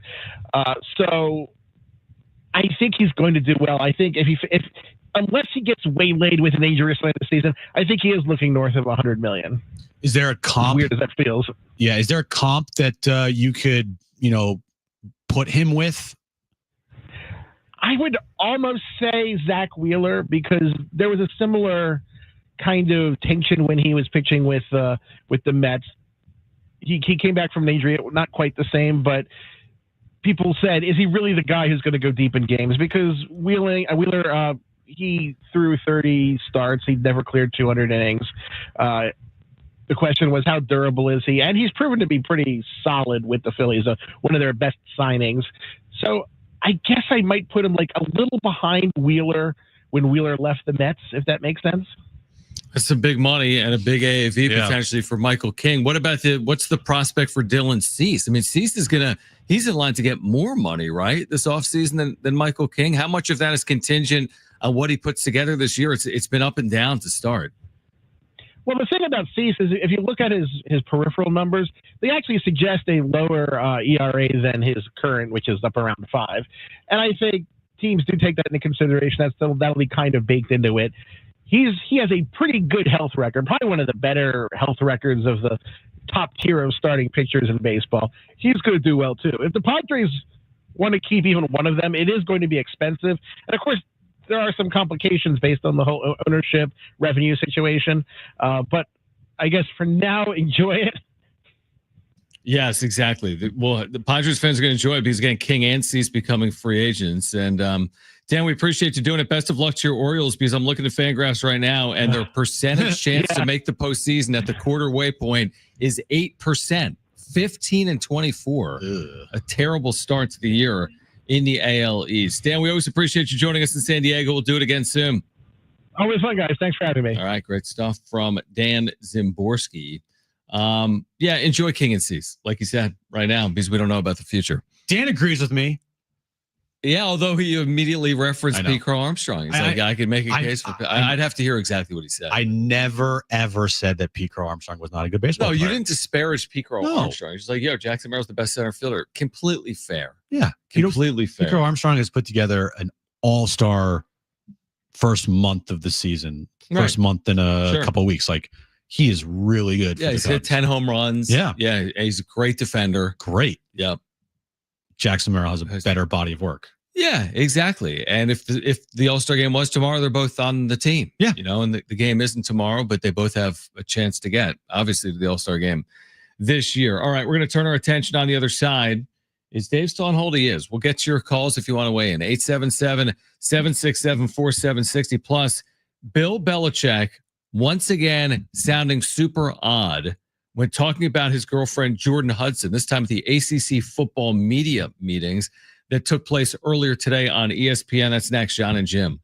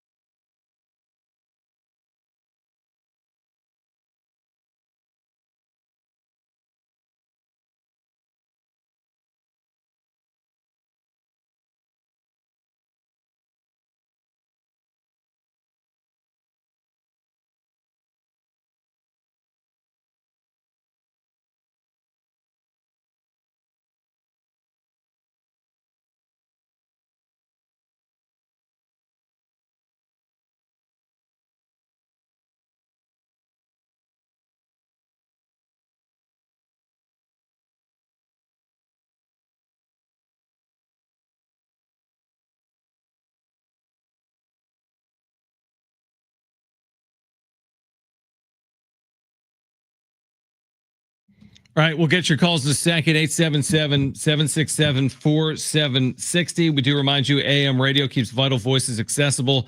Congress can secure its future, but we need your help. Text AM to 52886 now to support keeping AM radio in cars. Tell your member of Congress to pass legislation now. Keep AM radio in cars. Standard message and data rates applied. Now, remember a week ago, Jim and I made a bet where I said Steph Curry will play again this series, right? I said he would play again this series. Well, he's been ruled out for Game 5. Now, if he doesn't play again this series, Jim is going to get a sushi roll of his choice. If he does play again, I get a sushi roll of my choice. Are you now rooting for the Warriors to lose Game 5 just to get the sushi roll? They're down 3-1. Are you really? So they just opened up a brand new Nobu sushi. No. We didn't say Nobu. We said the place 5 feet away from here. It's Nobu at the Coronado Del. No. That's like $100 roll. Yeah, I'm looking here. So, this looks really good. You're getting 7-Eleven. Let's see here. Yeah, 7-Eleven sushi. I'm gonna look to see what the most expensive. 100%, dude. What's their signature? We're not going to Nobu, dude. I'm getting you sushi from the place that's next to our office. Ooh, here's what you get. It's like $11. Nigiri sashimi. How much? There is. Hold on. They don't even put prices. Oh, here we go. A Nobu signature menu, omakase. Okay. That's like a sushi course.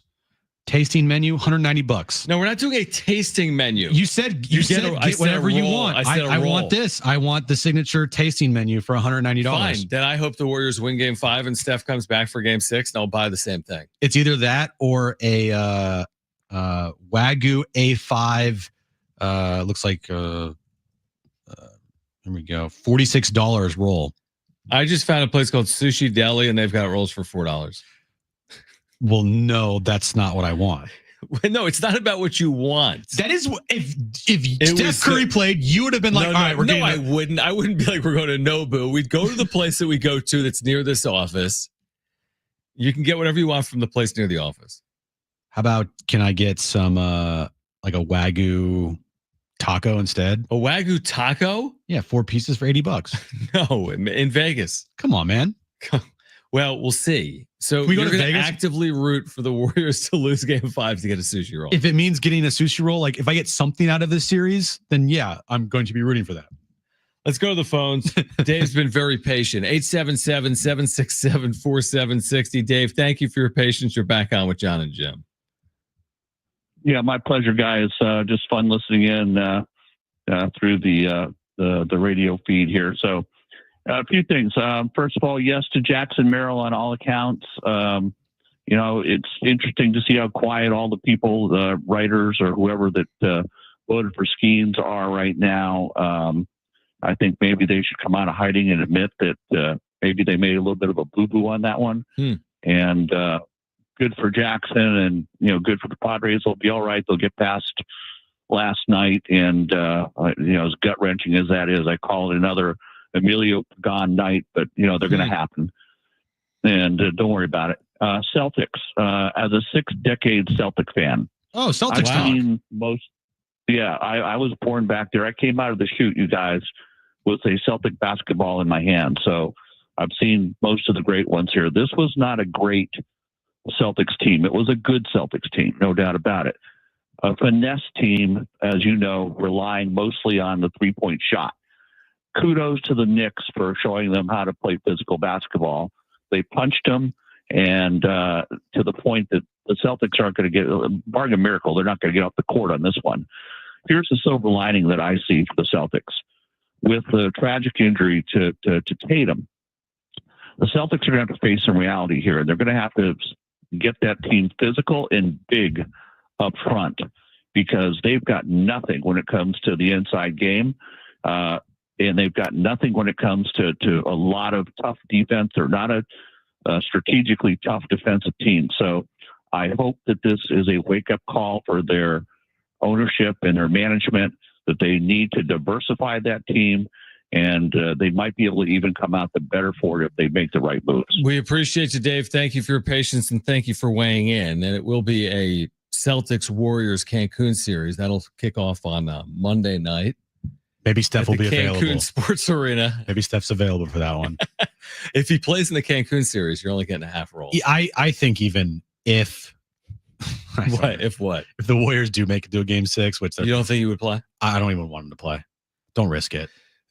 Because you wouldn't want anything further to basically happen. There's been so many injuries this postseason. So many, you're right. To a lot of key players. Like some of the best players in the world. Yeah. Like Curry and Tatum. Yeah. Tatum, Damian Lillard, both ruptured Achilles. Like, what? Yep. Yeah. I think Steph had to play a lot of minutes in the final stretch of the season just to get out of the playing game, and they still didn't do that. And then a tough 7-game series where I guess, like playing football was allowed in that series. So physical. And you've also been critical of the overall schedule. Yeah, it's a joke. With less off days. It's a joke. You see all these injuries. It's ridiculous. And what are they rushing through, really? The NBA is now seeing what this schedule is doing to play. I mean, look, are some of these things fluky type of injuries? Tatum last night was kind of fluky. It might be, but I bet you there's a better chance that he doesn't rupture his Achilles if the postseason isn't scheduled the way it is, an 82-game season. Right. If it was like game 2 of the regular season and they were fresh and rested. I mean, it's 100 games, a lot of games. 82 regular season. He was also holding his ankle earlier in that game. Yeah. So maybe that has to do with it. Could've. I know Dame Lillard came back from injury. Maybe that has to do with it. Yeah. That's why I don't want Steph to see the court at all. And have something serious for next year. Like Yeah, it's fair. a grade 1 hamstring strain, you can easily recover from that. Oh, of course. Anything worse could be a problem for next year. That's just the death nail. And they're not winning a title this year anyway, so just let them be. What do you got? Be. Now, with the less off days in this year's playoffs, isn't that kind of a catch-22? Because what's a common, complaint about the NBA playoffs? They take too damn long, and there's too many days off in between in previous years to where, that's why the finals aren't done until almost July.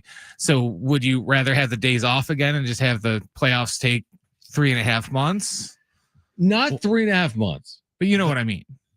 I would much rather have the NBA season be 66 or 70 games, and then you have a 5-game series in round 1, and you go 5, 7, 7, 7. Yeah, and I'm with you, dude. It'll never happen. I know. I'd rather also make twice as much money. The NBA is going to choose every single day of the week, which every business does. They're going to choose money regardless of how many players get injured.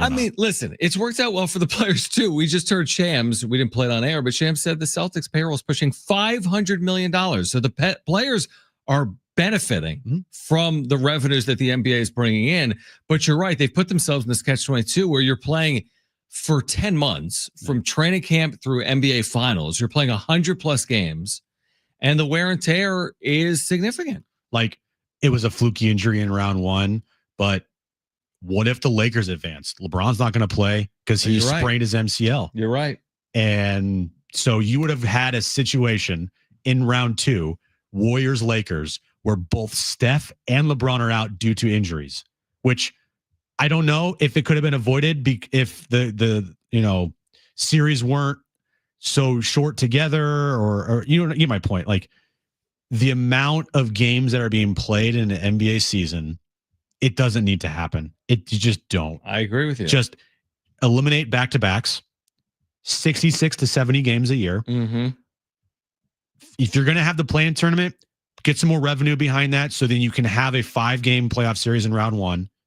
And then make sure that in the 7-game series, you have to have a minimum 2 days off between games. Game 4 and 5, and then you travel, and then you play game 5 in the afternoon when you played game 4 at night on a Friday night. Like, that's ridiculous. Right, with travel, it's like 36 hours with travel. Yeah. Here's the deal. Start Christmas Day, expand the postseason. In terms of days off, and people would pay more attention, because I just feel like in November, December, you're not getting the eyeballs anyway, and they're doing it just to do it, to sell tickets and to appease their media partners. And by the way, it's not changing. They signed a $77 billion TV deal. Is that good? With Amazon, NBC, and ESPN for the next 11 years. $77 billion. They'll never do it. If anything, they'll add more games. Exactly. All right. On the other side, we will get to the wrap. Plus, Nothing I like more than this. San Diego State men's basketball scheduling news, a massive game, according to sources per John Rothstein for the upcoming season. We'll share that opponent with you on the other side, plus the wrap. Hour 3 of John and Jim on San Diego Sports 760 and live on the iHeartRadio app.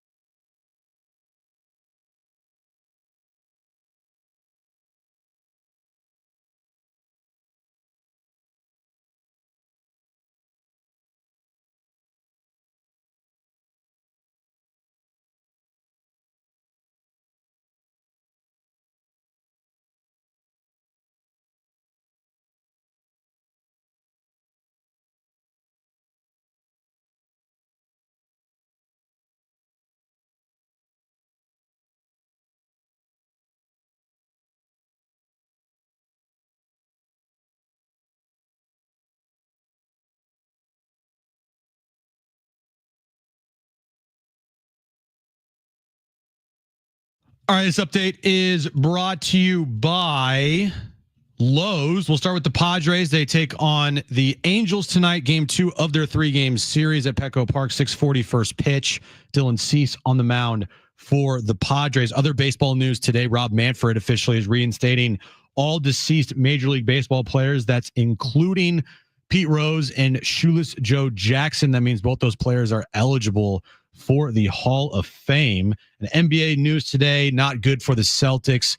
Fully ruptured Achilles for Jason Tatum. He has already had surgery. He's expected to make a full recovery.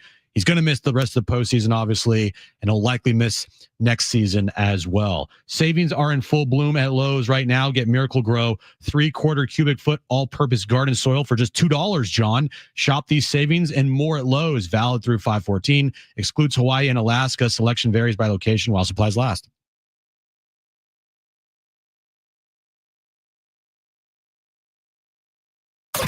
Padres back at Petco. Not what we were looking for.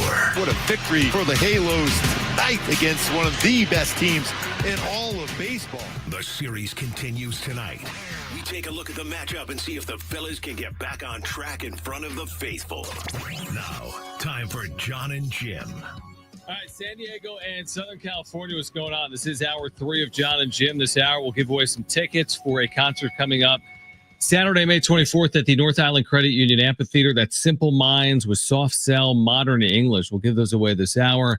Annie Halpern, friend of the show, will join us at 5:30 tonight. We're getting you ready for Padres and Angels game 2 of a 3-game series. Now, I just saw from John Rothstein for Aztec basketball fans. So San Diego State last year playing that Players Era Festival. That was a big reason why they got to the NCAA tournament, right? Steve Houston. The reason why. That was their golden ticket. Yeah, huge reason why. I agree. Well, John Rothstein reporting that San Diego State, in addition to the Players Era Festival, will be playing a neutral court game against the University of Arizona. So Arizona, the Wildcats, and San Diego State, December 20th at the Footprint Center in Phoenix, that's where the Suns play, will reportedly play a non-conference game. The Arizona Wildcats, San Diego State Aztecs, finalizing an agreement to meet December 20th at the Footprint Center in Phoenix, which will just strengthen San Diego State's non-conference schedule. Expectations we've talked about will be high. Some of that riding on Miles Byrd and the decision he has still to make between now and December 28th. But even if Byrd goes, the expectations will be high. If he returns, they're only going to be higher. But San Diego State and Arizona, who says no to that? That's a pretty juicy non-conference game for the Aztecs. Sign me up. Right now. So sign me up. Arizona with maybe 3 other high-profile opponents in Las Vegas and who knows what else for Brian Dutcher and his team in 2025-26. All right, let's get to the wrap as we always do. It's time for the wrap. Presented by Sombrero Mexican Food. Check out their website at sombreromex.com. Are the Warriors cooked? Oh, yeah. They are, as Shaq would say, barbecue chicken. They are overcooked. Overcooked Warriors, no chance. Heading to the road, game 5. Yeah. Just, they're done. Their chance was game 3. And Draymond effed it up. That's all in Draymond. He played awful that game. He fouled out with like almost 5 minutes to go. That's right. They were in that game. Yeah. Much less in the game last night. Because what you did is you got a 30-plus point night from Jimmy Butler. Yeah. You got a 30-point night from Jonathan Kuminga. And you got absolutely nothing else from anybody else. And Draymond had one of his worst games that you could remember. Mm-hmm. He said it himself last night. He was a coward, didn't speak to the media afterwards. He went and hid, especially after his outburst in game 2. So, yeah, they are the definition of barbecue chicken. I hope they win game 5. I hope Steph returns for game 6. I hope I get sushi as a result. But, yeah, I tend to believe that the Warriors are not going to win this series, down 3-1 to Minnesota, going back to Minneapolis for game 5. Next question. Are the Celtics also barbecue chicken? They are barbecue chicken as well. Are they more cooked than the Warriors? Except they're extremely dry barbecue chicken. Yeah, except when you ever see those memes of like this person's ankle? I know I don't want to do this, but the bones on the chicken. Yeah, the bones on the chicken, they just snapped. Yeah, they're done. Now, the only advantage the Celtics have to the Warriors is that in theory they could play 2 home games. where the Warriors could only play one to get to the next round, but neither team is advancing to the conference finals this year. You don't recover from a major injury that Jason Tatum suffered. You don't think Tatum will be back out there a day after surgery? Imagine that. He's questionable. Yeah, he's doubtful, I think. Next question. Is tonight a must-win game for the Padres? Oh, interesting way to phrase it. Must-win game for the Padres after 2 awful losses against 2 awful teams? No. But, I mean, look, losing 3 in a row, never great. Losing 3 in a row to the worst teams in baseball, also never good. And losing 3 in a row with your top 3 pitchers on the mound in all 3 of those games would not be good either. Pivetta on Sunday, King last night, Cease tonight. And Cease. And the question about Cease is like, is he 100% healthy? You 100, bro? Left that game due to injury, was working a no-hitter into what, the 7th inning? Yep. And then gave up the bomb to Cody Bellinger. And they would later lose the game. So hopefully Dylan Cease looks like he did by and large at Yankee Stadium. They could use a win. They really could, considering the way the last 2 games have played out. Of course, not a must-win game for the Padres. Let's get to the next question. How concerned are you about the Padres' bullpen struggles? A little, but I'm going to still just say this is a bump in the road. Mm-hmm. I'm not going to go down the path of like, we need to change things up here. There needs to be some moves. I'm not there at all because they've been so good this year. One bad week is one bad week. Now, if it continues and it's like 2 bad weeks, then yeah, I'm concerned.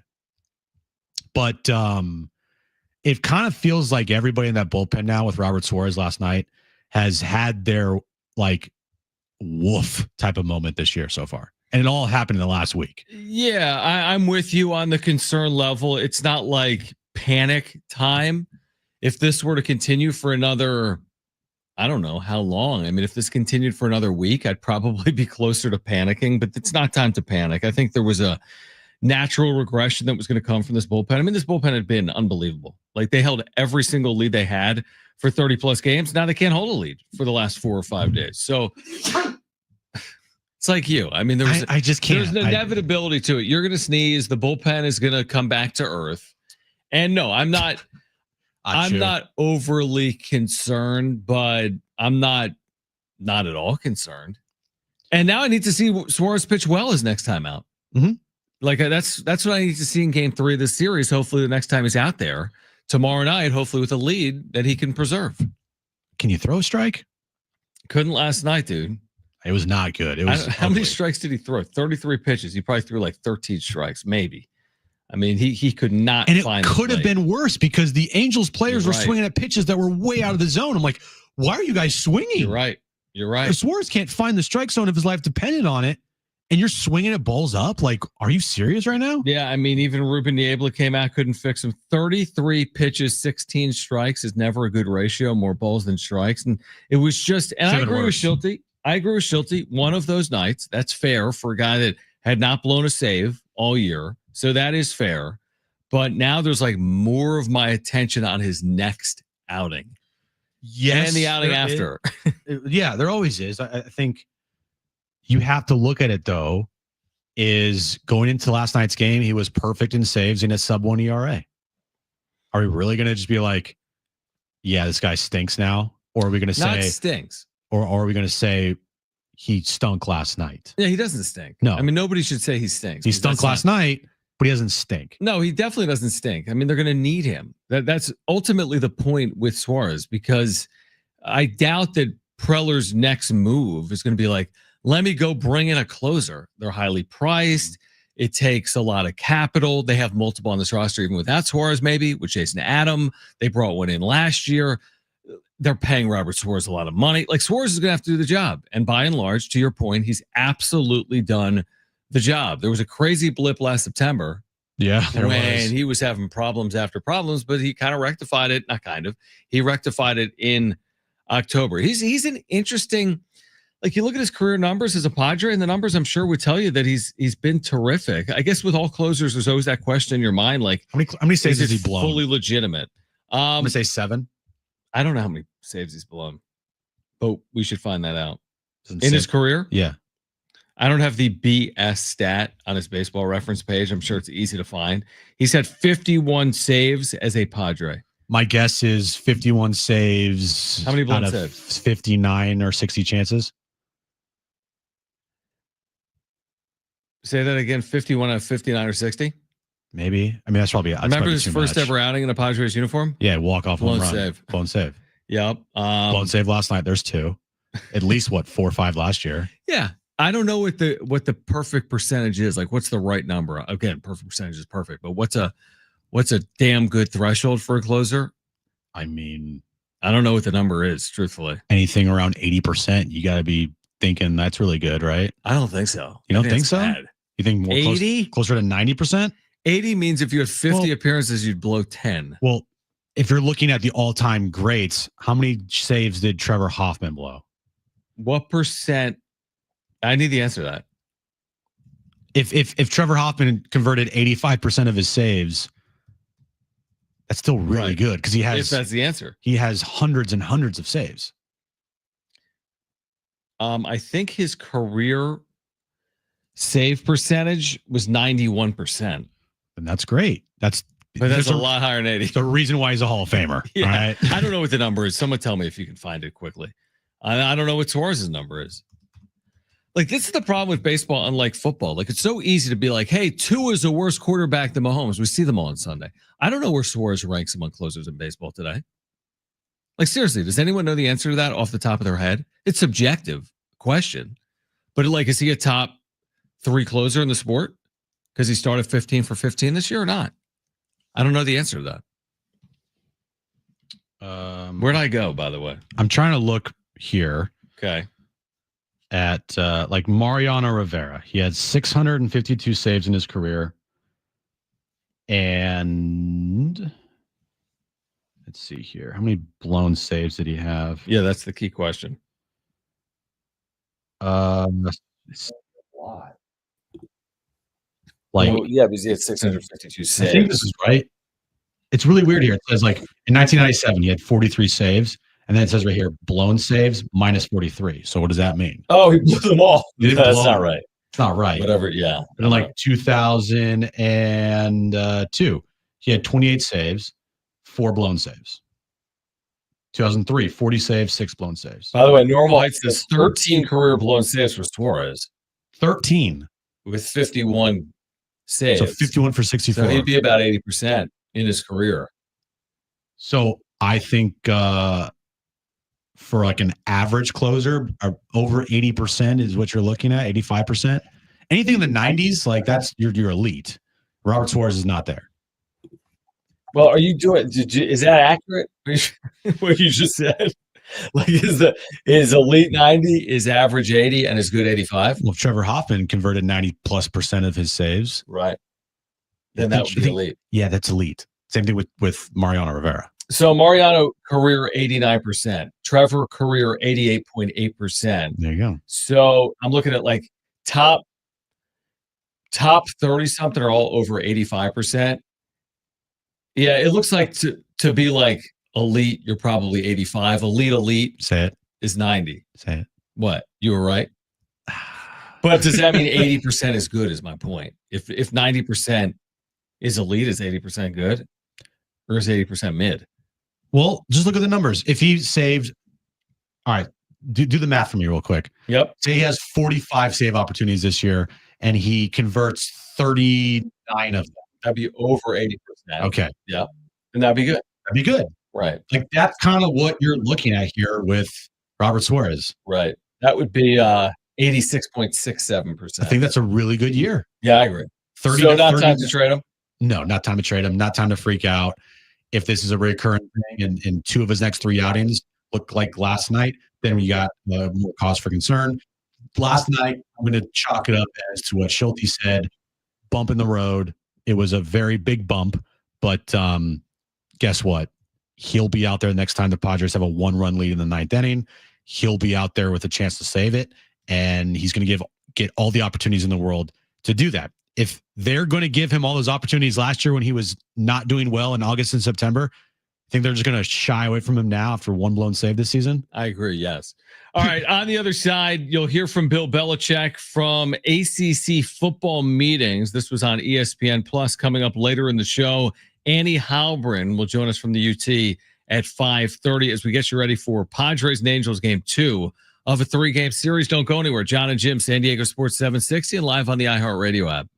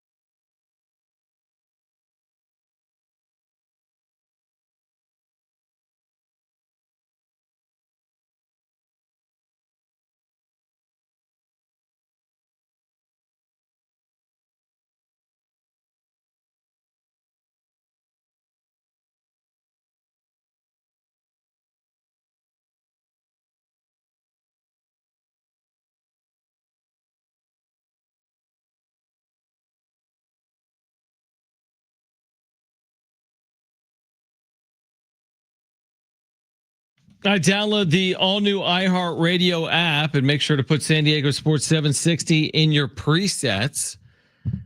John and Jim as well. You can listen to the show live on the iHeartRadio app. You can listen back to any hour or interview of the show on the iHeartRadio app. All right, Bill Belichick. Pablo Torre, by the way, kind of doubled down on his podcasting and reporting, saying that he expects Bill Belichick not to coach at North Carolina one game. He is I like Pablo Torre, and he's really putting all of his eggs behind in that this basket. in this basket of like what I reported on, it's going to happen. Or like what I reported on is 100% factual, and he's doing a lot of like media, like a media tour talking about it. I know what's interesting with that is like, okay, I kind of understand it.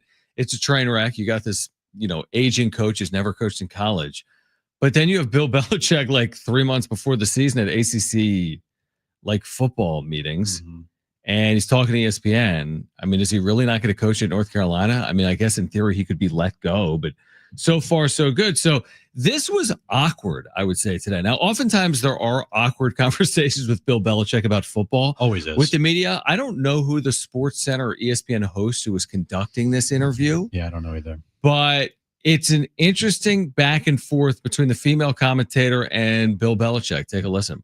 All right, so I know that you're aware that your relationship with Jordan Hudson has been a headline over the last few months. And all of the specifics aside, because a lot has come out in the last couple of days, how do you think that impacts your ability to coach this football team, if at all? Yeah, I mean, that's, really off to the side. It's a personal relationship, and she doesn't have anything to do with UNC football.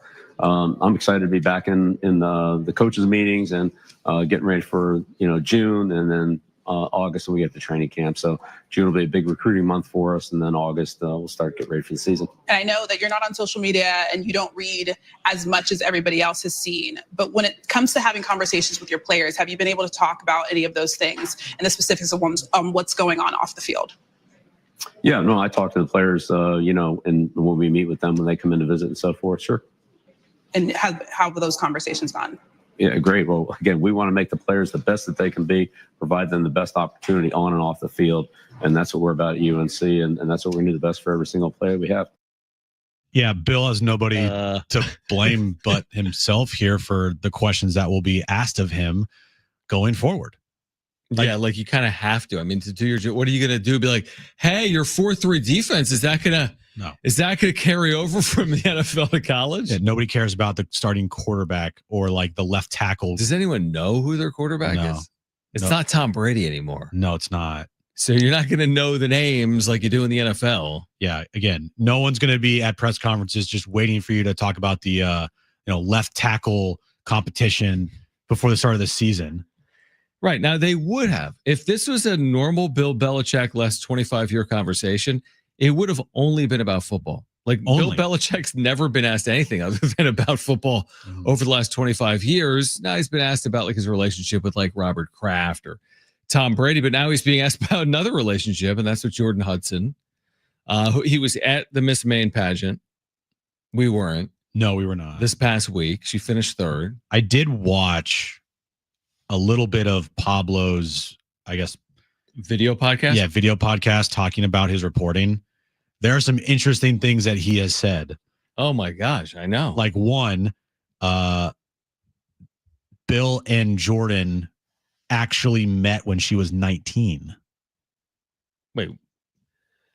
Bill and Jordan met when she was 19. I thought they had met on a flight, correct? Yeah. And hadn't they said it happened when not when she was 19. They said it happened like 2022. Yeah. Well, Pablo is saying that's a lie because he did all the fact checking and looked at the book that I guess he signed of hers and then cross-referenced that with a pageant that she was in. Whoa. Where she said on stage that she was 19 years old. So a deep dive. Very deep dive. Now, also, Bill would have only been 67 then. Yeah, still. Not a 67-year-old and a 19-year-old. Like, what? And then remember the video of Bill walking out of a house on a Ring camera, and he has his shirt off and he's kind of wandering around and it's like, wait, what? Yeah, a little bit. That was in 2019. And Pablo fact checked that and found out that house was Jordan Hudson's apartment. And that's when she would have been 19. And it's also, he is just as this is just his opinion. He was speculating that Jordan was the one who released the video because how could someone get that Ring camera footage unless it was given to somebody by the owner of that house. It's almost surprising it's not a bigger story. Well, it's getting there. I mean, it's getting there. So, yeah, it'll be interesting to see what happens from here. It really will. Anyway, Bill has to now learn that everything that he has preached over his entire career, he is now doing the exact opposite of what he was preaching. And that is becoming the story. And he's become the story, whether he likes it or not. He's become a big part of the story. And so whenever he gets asked these questions, he brought that on himself. He has no one to blame but himself. He should have no social life whatsoever and not date anybody. Well, no, the media won't approve. No, it's not about that. It's about the relationship that he has with her was not questioned at all until the CBS, I guess, interview. It was questioned, definitely, but it's been further questioned since. I don't think it was like viewed the same way. We were talking about it before then. Yeah, but I didn't care. Well, that's fine. But I mean, other people have considered it to be curious regardless of it. It's only gotten more. I would disagree, Brent, because again, I go back to if he was dating someone 10 years his junior, it would never be a story in a million years. You and I both know that. But when you date someone 50 years your junior, that's just how society operates. And people are going to be nosy and they're going to want to know how that situation came to be.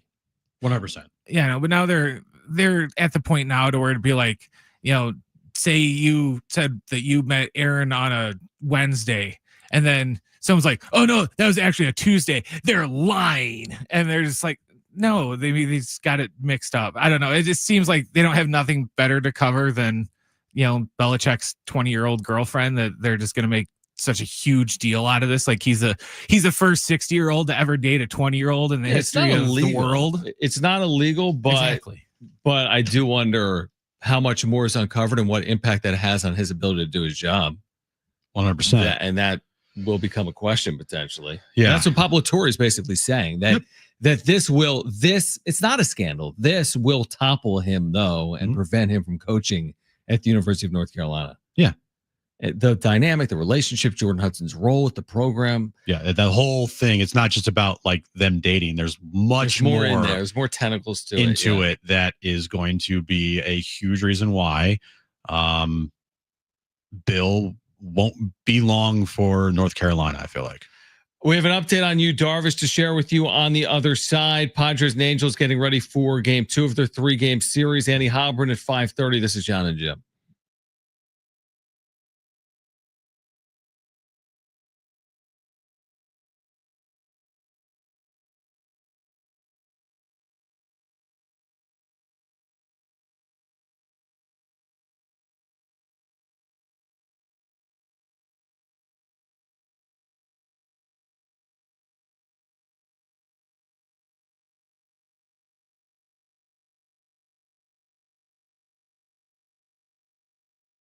So are your monthly bills keeping you up at night? Are you worried about your finances in these crazy times? Hey guys, it is Schaefer. If you're like most people, you've racked up a sizable amount on your credit cards and the monthly payments are not making a dent on it, it's time to call Loan Pronto. If you own a home, you have a super easy way to get tens or even hundreds of thousands in cash. Loan Pronto has lots of options for helping you tap into the equity in your home and get the cash you need to get back on solid footing.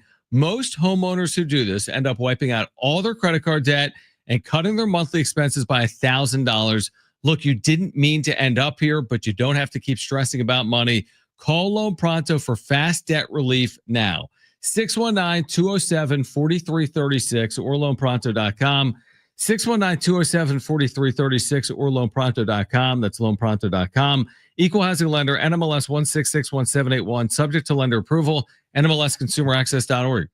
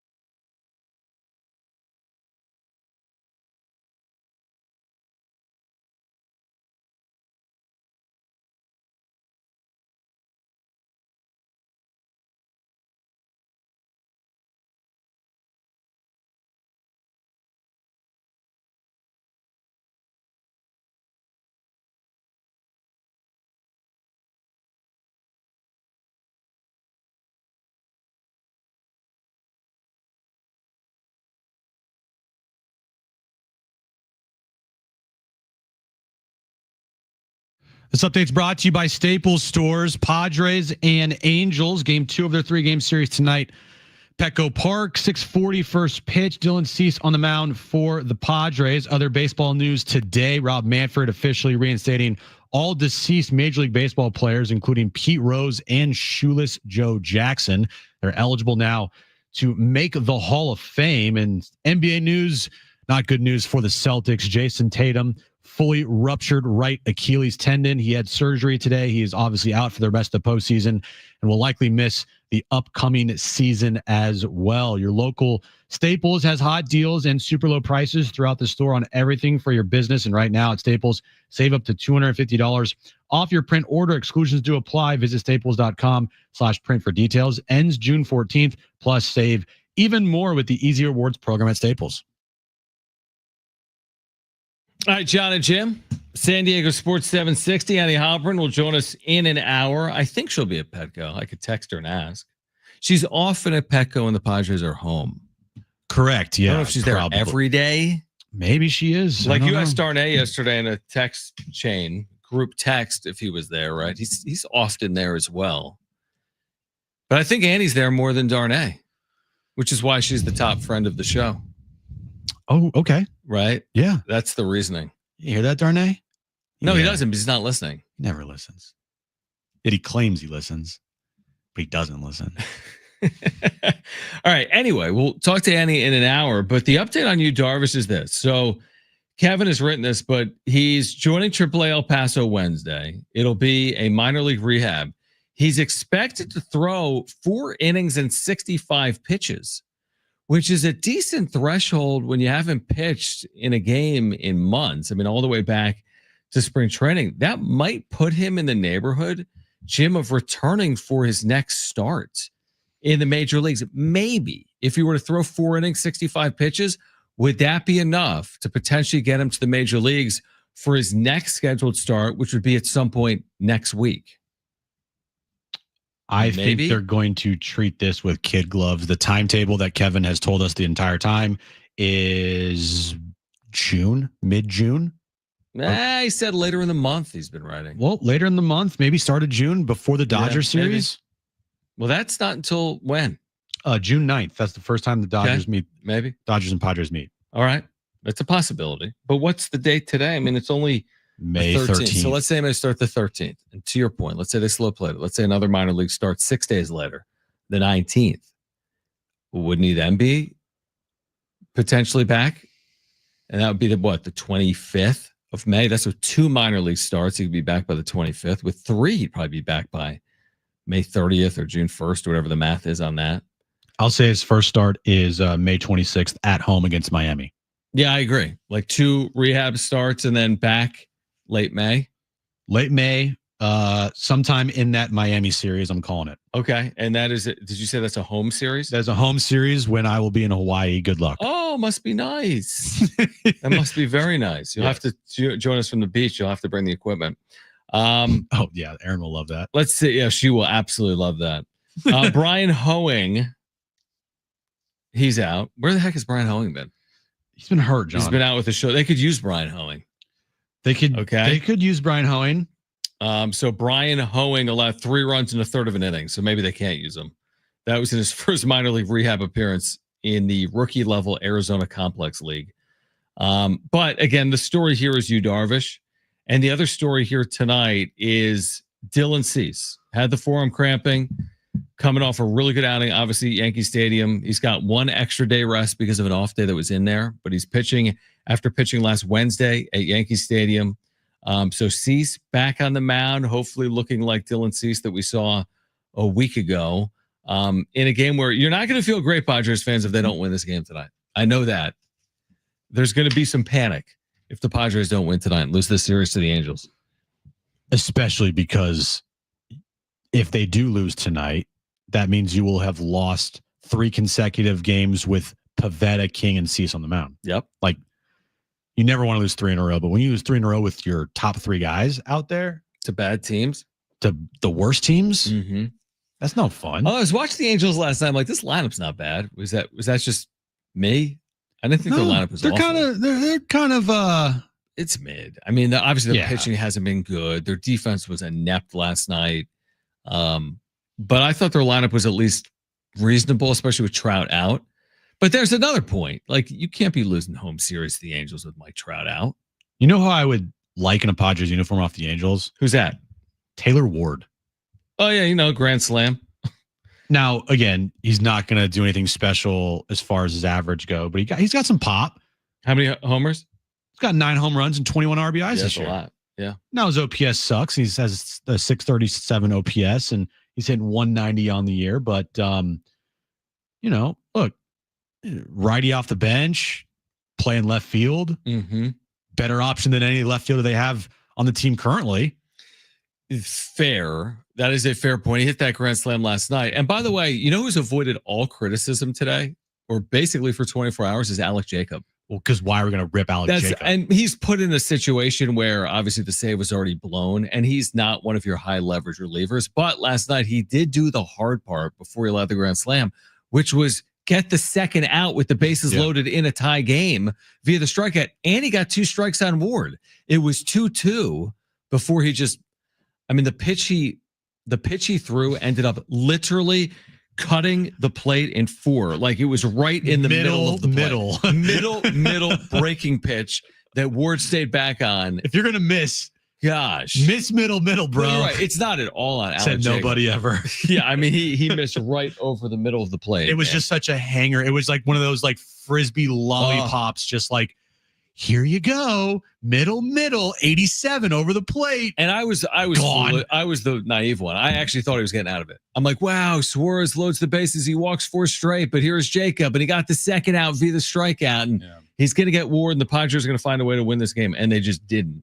So we'll see if they can here tonight with Dylan Cease back out there. 6:40 is the first pitch time at Petco tonight. Annie Halbern will join us coming up at 5:30. I want to give away our giveaway right now, Jim. Right now? Just, you know what? Just do it. I'm going to make my own rules. Okay. All right. Just like you're making your own rules with sushi. Right. I want sushi from Nobu. Exactly. Thank you. Well, I want one of our listeners to walk away right now with 2 free tickets to see Simple Minds with Soft Cell and Modern English. This is Saturday, May 24th at the North Island Credit Union Amphitheater. Tickets and info, by the way, at Ticketmaster.com. Caller 5, you're going to be going to this show. Simple Minds, Soft Cell, Modern English, Saturday, May 24th, North Island Credit Union Amphitheater.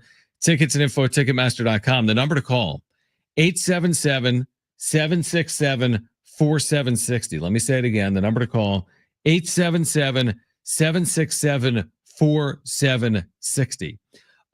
We touched on the NBA draft lottery, obviously, yesterday.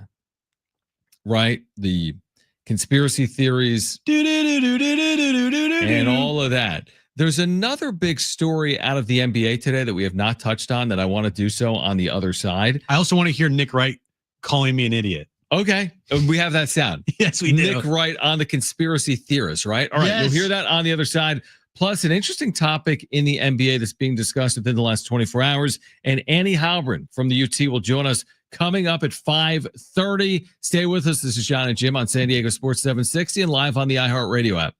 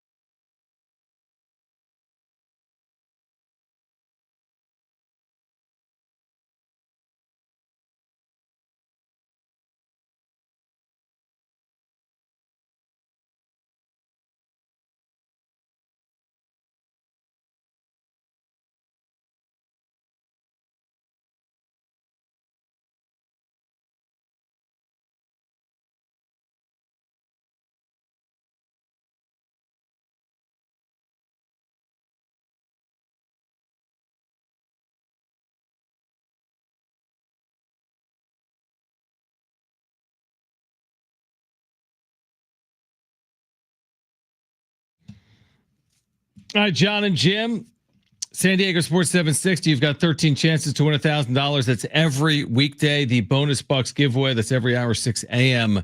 through 6 p.m. Listen for the keyword, then enter it at sportssd.com. We'll hear from Mike Schill coming up at the 5 o'clock hour in this Padres bullpen. Can't wait to hear what he has to say about the Padres bullpen. I'm going to guess, just a hunch. You think he's going to hold him accountable and be like, listen, that put up or he shut has all the faith in the world in his bullpen, and he believes that they're just going through it right now. He might not even say that. He might just say, like, they've been amazing all year long. I have 100% faith in the bullpen. The first full bullpen to go straight to Cooperstown. They'll just take the entire unit, right, and put all of their plaques next to each other. Yes, Alec Jacob right next to Wandy, right next to Sean Reynolds. Am I wrong? Peralta. Guys should even be on this Brian team. Hoeing, who's on the IL. Give me a break. I mean, just put them all in there, bro. Man. The only way Wandy Peralta is to get in the Hall of Fame is if he buys a ticket. Or if he allowed the 700th home run to. Yeah, like he'll have like his picture in the Hall of Fame if he gives up a home run to somebody. Yeah, there's a lot of guys in the Hall of Fame, but not for like they were the one that gave up the home run, like, or they were on the field. Yeah, like can you name right now the player that gave up the record-breaking home run to Barry Bonds? I forget. I mean, I'll know it once you say it, but I forget. Mike Bassick. So he's in the Hall of Fame. Oh, for sure. And Bonds is in the Hall of Fame. Like memorabilia. A lot of memorabilia. Like you go to the Hall. I've never been in the Hall of Fame. Oh, I've always wanted to go. No. Oh, you missed out, dude. But it's unbelievable. But you see like a lot of the memorabilia and pictures. Like he's in the Hall of Fame. It's just he doesn't have a plaque there. He's not in the Hall of Fame. You might see Pete Rose at some point. He's now eligible. You might see Shoeless Joe Jackson. Again, they have memorabilia in the Hall of Fame. Here's the thing I wanted to say about like the Pete Rose stuff and the steroid user stuff. They should all be in the Hall of Fame. Here's how you fix it. Very easy fix to make everybody happy. Put everyone in the Hall of Fame. No, you don't put everybody in the Hall of Fame, but the players that should be in the Hall of Fame, like Alex Rodriguez and Barry Bonds, Roger Clemens, Pete Rose. When you put them in, very simple. On their plaque, you just say, for Pete Rose, he bet on baseball. For the steroid users, you put somewhere on the plaque that they either took steroids or they got suspended for steroids or they were involved or they're mentioned in like steroid reports. So it's like you're telling the story. You're like, you're telling the story for the person looking at the plaque. But I mean, do all those people want the asterisk? It's kind of an asterisk. It's a scarlet letter, isn't it? They're still in the Hall of Fame. Yeah. It's better than not being in, I guess. I think some players might say like, nah, I'm good. I don't want that. But I bet you some players would say, I'll take it. You know what? Sure. I want that. I don't care. I agree. Like if you went to Mark McGwire and you're like, hey, we're going to put you in the Hall of Fame now, but we got to put on your thing here that you took steroids. Are you cool with that? It's just the problem is when you have a Hall of Fame and you keep some of the best players, this is inarguable, out of it because of things that occurred off the field. And I understand some of it. I do.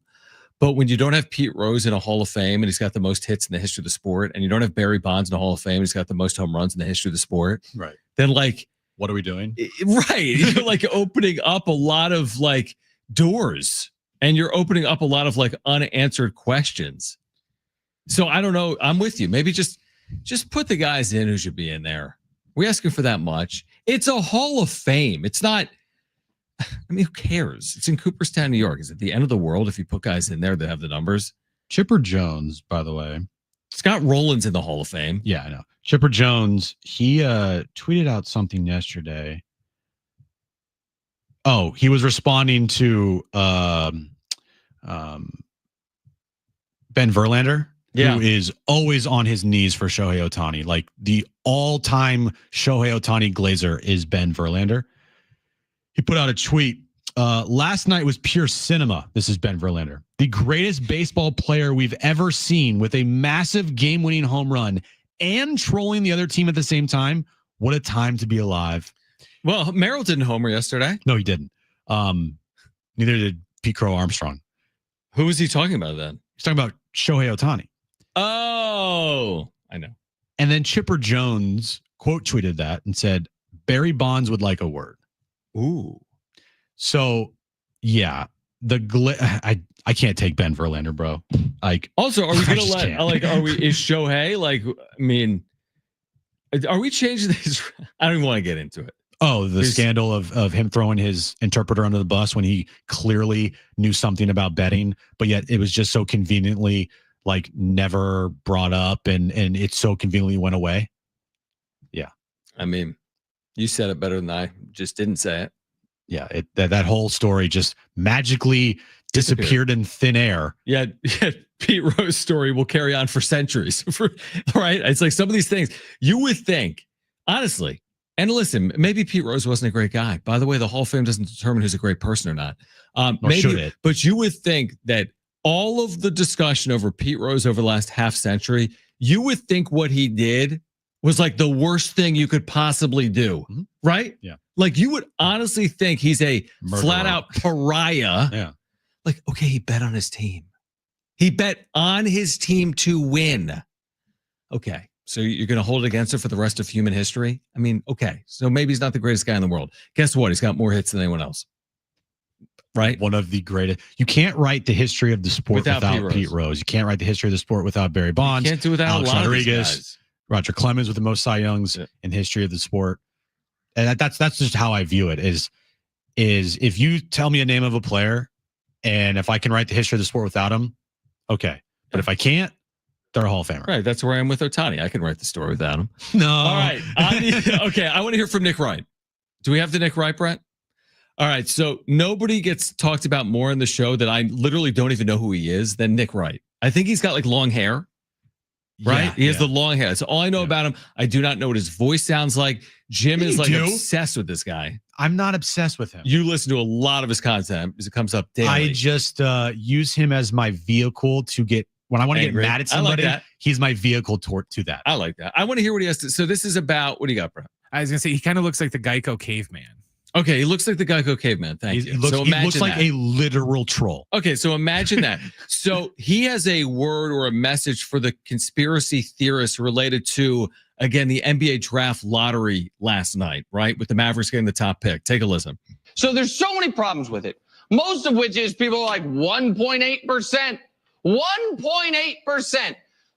Those same people, again, I would say, you know, you can take a local probability and statistics class, your local community college, $70 a credit hour might be worth your time. Because the thing about low probability events is they occur all the time. The odds of winning the Powerball are more than 1 billion to 1.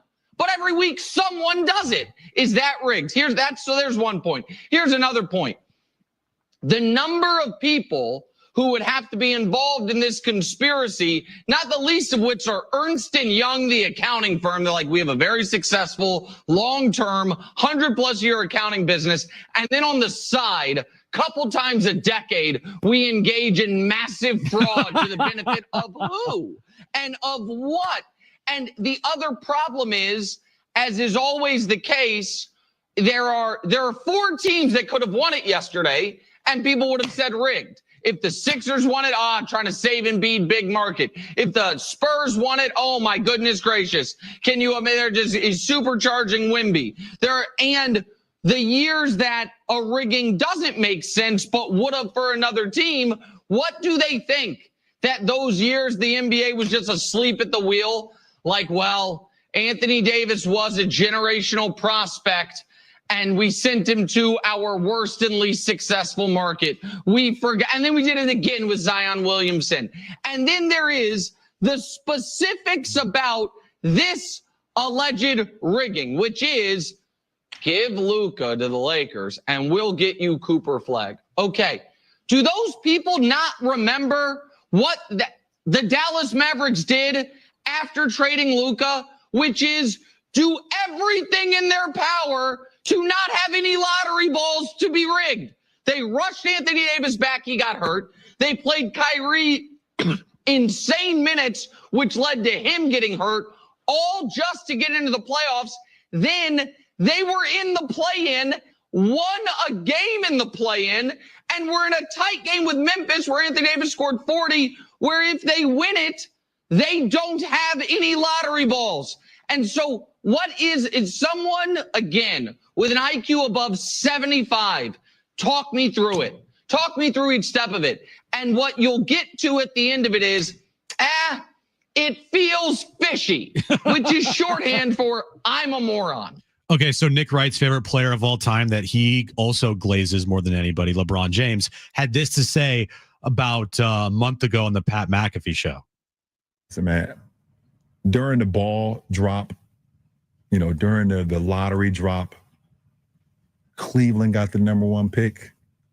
I just don't think that was. What a coincidence! Don't you think? Wemby with the Spurs.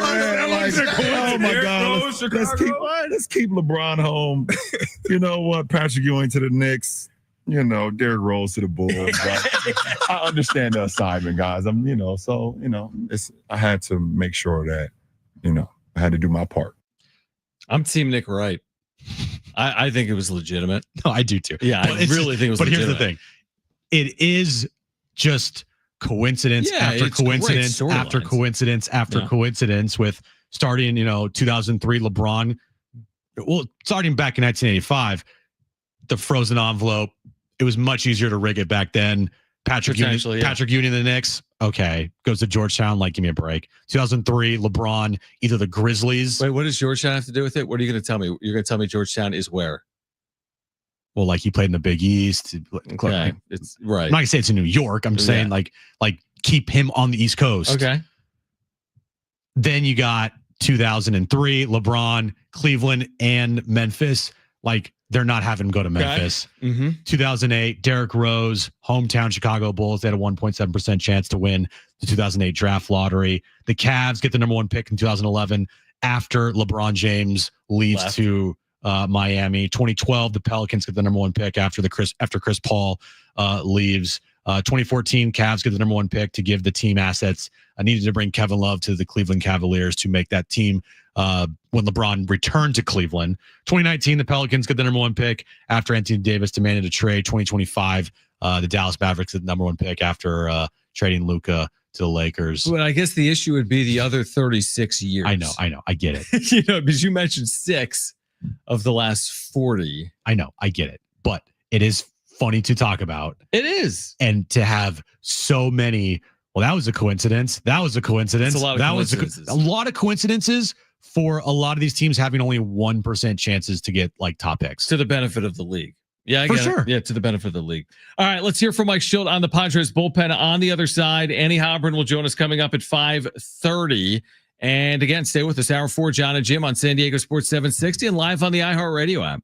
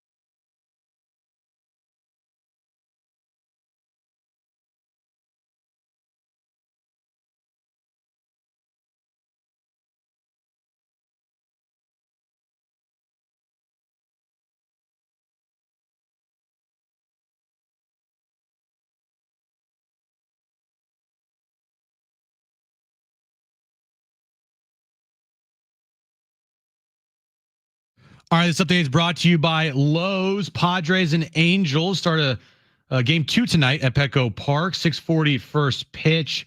Dylan Cease on the mound for the Angels. Moving over to basketball news of the day. Not good news for the Boston Celtics as Jason Tatum fully ruptured his right Achilles last night. He's already had surgery. He's obviously done for the postseason and likely done for the next season as well. And other news in baseball, Pete Rose, Shoeless Joe Jackson, and all other deceased former players have been reinstated to baseball. That means that Pete Rose is eligible to make the Hall of Fame. Savings are in full bloom at Lowe's right now. Get Miracle Grow 3/4 cubic foot all-purpose garden soil for just $2. Shop these savings and more at Lowe's. Valid through 5/14. Excludes Hawaii and Alaska. Selection varies by location while supplies last. Padres back at Petco. Not what we were looking for. What a victory for the Halos tonight against one of the best teams in all of baseball. The series continues tonight. We take a look at the matchup and see if the fellas can get back on track in front of the faithful. Now, time for John and Jim. All right, San Diego, Southern California, what's going on? This is the final hour of John and Jim with you until 6 p.m. Jim's back page ahead. So is Annie Halberin of the UT. She'll join us coming up at 5:30. We'll get into tonight. Padres Angels game 2. Can San Diego rebound after the disappointment of last night? That 6-run ninth for the Angels, catapulting them to a 9-5 win at Petco. So the bullpen has been, objectively speaking, awful for the last week, right? A 16.44 ERA since Jim said they're amazing. Is that good? But we haven't heard what Mike Schilt has to say about the bullpen. Oh, right. I can only imagine. I'm actually very excited to hear this. This is Mike Schilt earlier today. We've got this sound. Mike Schilt last night was complimentary of Robert Suarez. Fair, even with the blown save. This was him today on the Padres bullpen. You know, everybody gets a little bit of grace, right? You know, and I say this, other side's trying too. And so, yeah, I mean, track record gives you confidence. You know, people ask me whether it's a bullpen or the team or whatever. When you know you have a really talented group of players that are going to prepare and compete and work together every day to show up, you know you're going to get the best version of them. And that's all we can ask. And you put those pieces together in every area, then you typically get what we get. And that's a chance to shake hands every night. We had a chance to do it last night. Didn't work out. And I got full confidence in that group tonight. Specific to the bullpen, what would you say has been the backbone of their success this season? How long do we have? Because there's a lot of layers to it. The Reader's Digest version, you know, we have a gifted bullpen. There's no question about that. We also have a group. I'm a big preparation guy. Their preparation is excellent. And when I say preparation, it's knowing what their strengths are relative to how they're going to compete against that particular hitter, that particular situation. Controlling the running game, but also I get the real privilege to be able to see them. Not all the time, they don't go in that training room, but they like their recovery is A+. Like after games, they go in and they're really sincere. It'd be fair for people to think like the game's over, just they go home, you know, and they do eventually.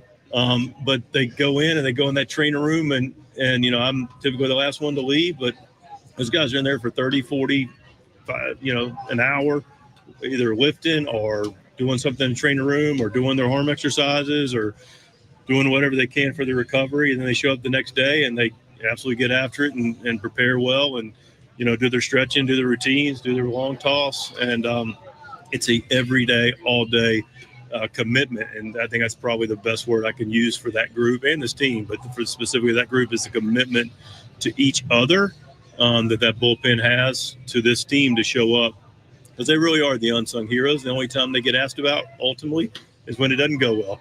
And that's why you like some ultimate confidence is knowing they're committed and then the past success they've had. Man, that actually lived up to expectations. Really did. What was the line he said initially about the other teams trying to, or he said, got to have some grace, guys. The other teams are trying too. Right. Hey, Schulte. And then said that the bullpen was gifted. Well, I mean, to start the year, you would have said it. Just an amazing question there from whoever it was. I think Other side's trying too. There we go. I think Merrill Lewis asked something about like what's the backbone of the bullpen, and that's when he went on like his 2-minute tirade. Great question. Dude,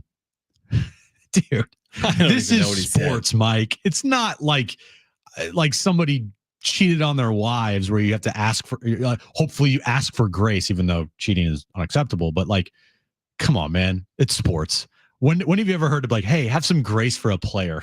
Like, what? Yeah, the grace thing was interesting, but I also thought that it was interesting that he was like, man, you should see what these guys do. Like, it's professional sports. They're paid. They're paid handsomely. They make more than most everyone. And part of it is you're going to be in the training room. You're going to put in the work. Like, to see results, it's all work driven, right?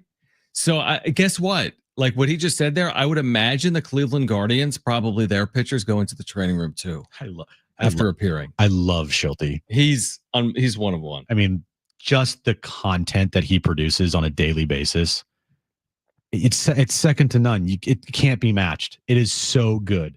I mean, it's so there are managers that every single one of their press conferences is like coma inducing types of press conference where it's like, wake me up when this is over.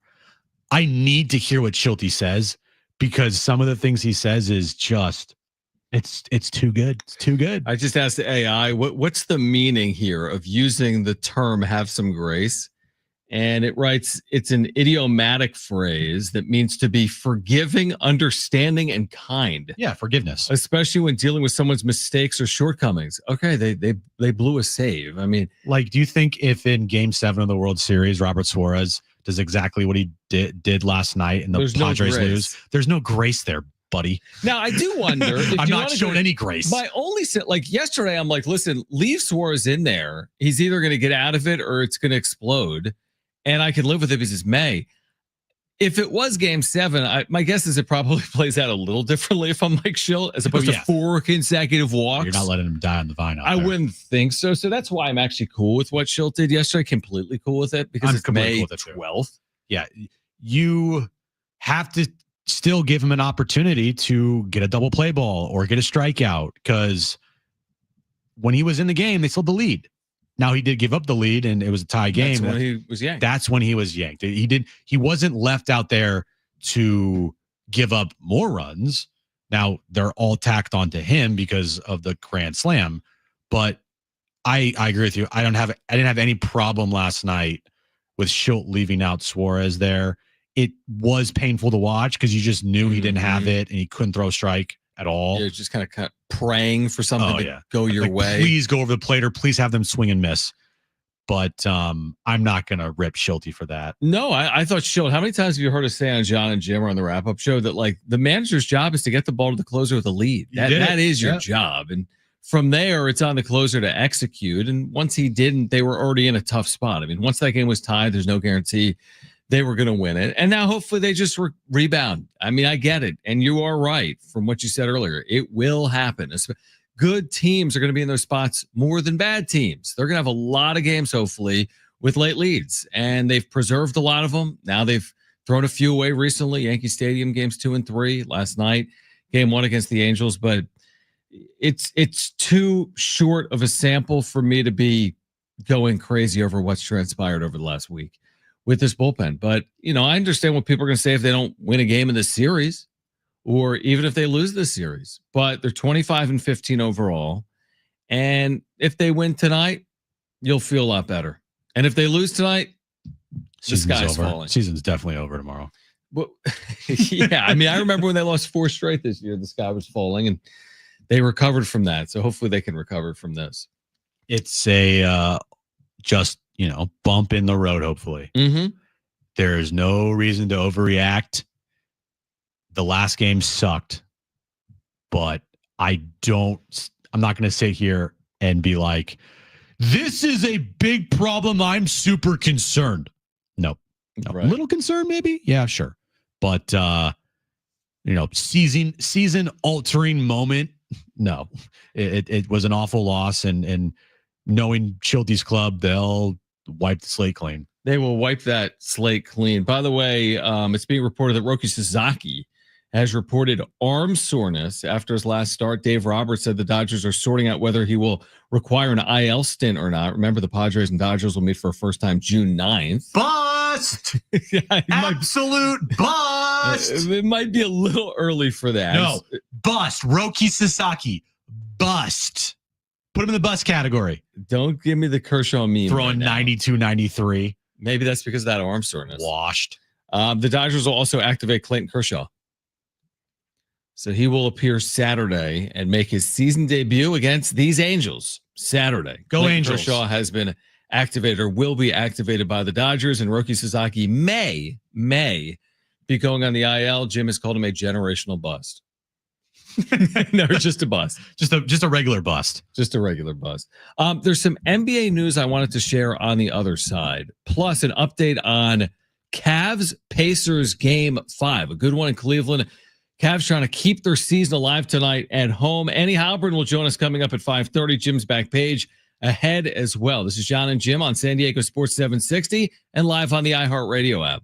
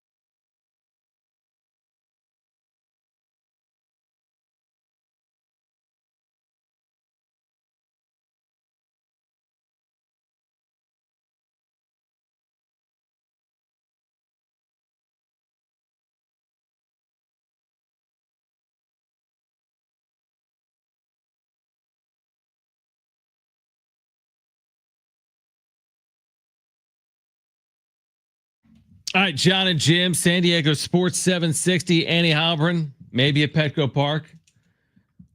She'll join us at 5:30. She may be at Petco Park. Brent, when he calls her, we'll find out. I could just text her. Yeah, wherever she's at, she's going to be joining us from there. Right, on a phone. Correct. So she'll just join us. A cellular what are you device. eating? Because it sounds like you're eating like dinner. I'm eating grandma cookies. Yeah, mini sandwich, vanilla cream, grandma's cookies. Enjoy the little things, John. For someone, I'm going to make a strong statement right now, and then I have a story I wanted to share related to the NBA. For someone as so skinny as someone, you, yes, you're in decent shape. How are you not 500 You pounds? should be fat. Yeah. Would you agree with that? Because I don't see you. You're not getting up at 8 a.m. to go lift. You eat cookies and like every day. Mm-hmm. Enjoy your metabolism while you can. I do wonder what 42 looks like for Jim. I don't eat a lot, though. That's true. That's the thing. I've never seen you eat a lot. You're right. I can snack like nobody's business. Right. But I don't excessively snack where I'm eating like tubs of ice cream or like huge giant bags of chips. Right. What do you weigh? Is that a personal question? I weigh 180. Last time I checked, it was 183. Okay. What do you weigh? I have no idea. I haven't weighed myself on the scale. You're like, I'm probably 165. Yeah, 165. I can see it. Yeah. But 183, I'll take the, okay, if I'm going to do a prop bet on Jim in 2030. All right, at the turn of the decade. Yeah. So that's 5 years. You won't be that old. I'll be 41. 41. Ugh. Okay, when New Year's Eve 2030 into 31. Are you pulling out the over under 200? No, yeah. 204 and a half. Are you serious? 204 and a half, dude. 200? I don't know. I mean, I could see it is my point. I used to eat sushi. Yeah, I don't. Yeah, you're not a terrible eater. No, I'm not Okay. I really not. Like you see me, what you do is you see me only at work. Right, your weakest link. And at work, do I snack? Yeah, absolutely I do. Right, but I've never seen you have like carrots and hummus, right? Well, it's never the tofu snack. He did for that week after his kidney He did. stone. He's Yeah. bringing in like water chestnuts. I was right? very healthy for that other week. He there. was drinking like perfectly like filtrated water. It was pH balanced. Yeah. And now you're back to like the Dr. Pepper like Tic Tacs. Yeah. Did you used to be fat? No, this is not me fat. This is me in 2014. I was like 193.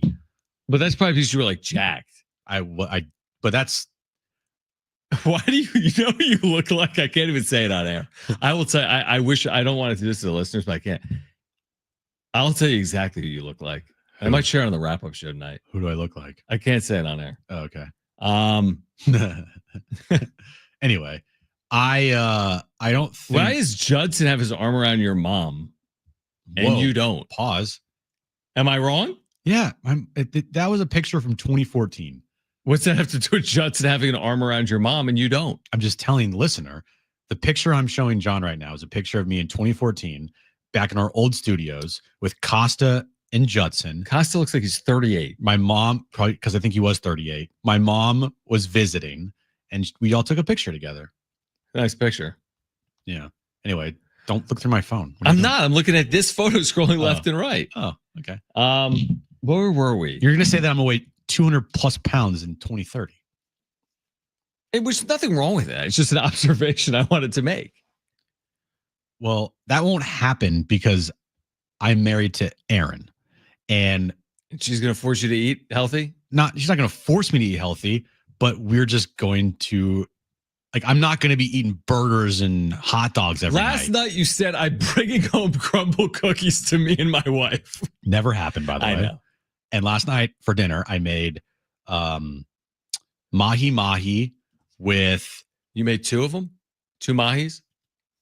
I made 2 mahis, mahi mahi. What are you talking? I made fish. Okay. I also had green beans and Brussels sprouts, along with a garlic and tomato couscous. I might have been off. What'd you dessert on? Or like, what did you snack on? You do me well. So she brought home, because someone at work gave her this, Ghirardelli like little milk chocolate chocolate. squares Great. with the caramel inside. Oh, how many so did you good. have? I had 3. Kristen would eat like 70. Yeah. And then tonight we're gonna have sweet potato ground beef bowls with avocado, cheese, a little bit of sour cream, and a tomato like salsa. What do you spend at the grocery store per week? It's not $1,500. It's a lot. I'm not happy with it because I feel like we spend too much at the grocery store. But better than going out, right? This last week we spent $140. Yeah, it's a lot. But yeah, I always think it's funny that Jim will eat like a 6-course meal for like every meal, and then like I eat appetizers for like my entire meal. I love how Jim knows all. I know you do the cooking, but he can recollect it so well. He's like, I remember when even the meals that you went out. You're like, I had risotto with a cream sauce that was tempered at 165 degrees. I'm like, dude, I had pasta. Like I would never describe the pasta. I would just be like, I had pasta. Like other than sports, my like shows that I watch that I view as like just like my hobby shows are cooking shows. Right. I watch all the Gordon Ramsay cooking shows. I watch all the Guy Fieri cooking shows. I watch Top Chef, which new episode this Thursday. That's kind of what I watch. Sports. I watch Star Wars, Marvel, and then cooking shows. Like that's like Star Wars and Star Trek.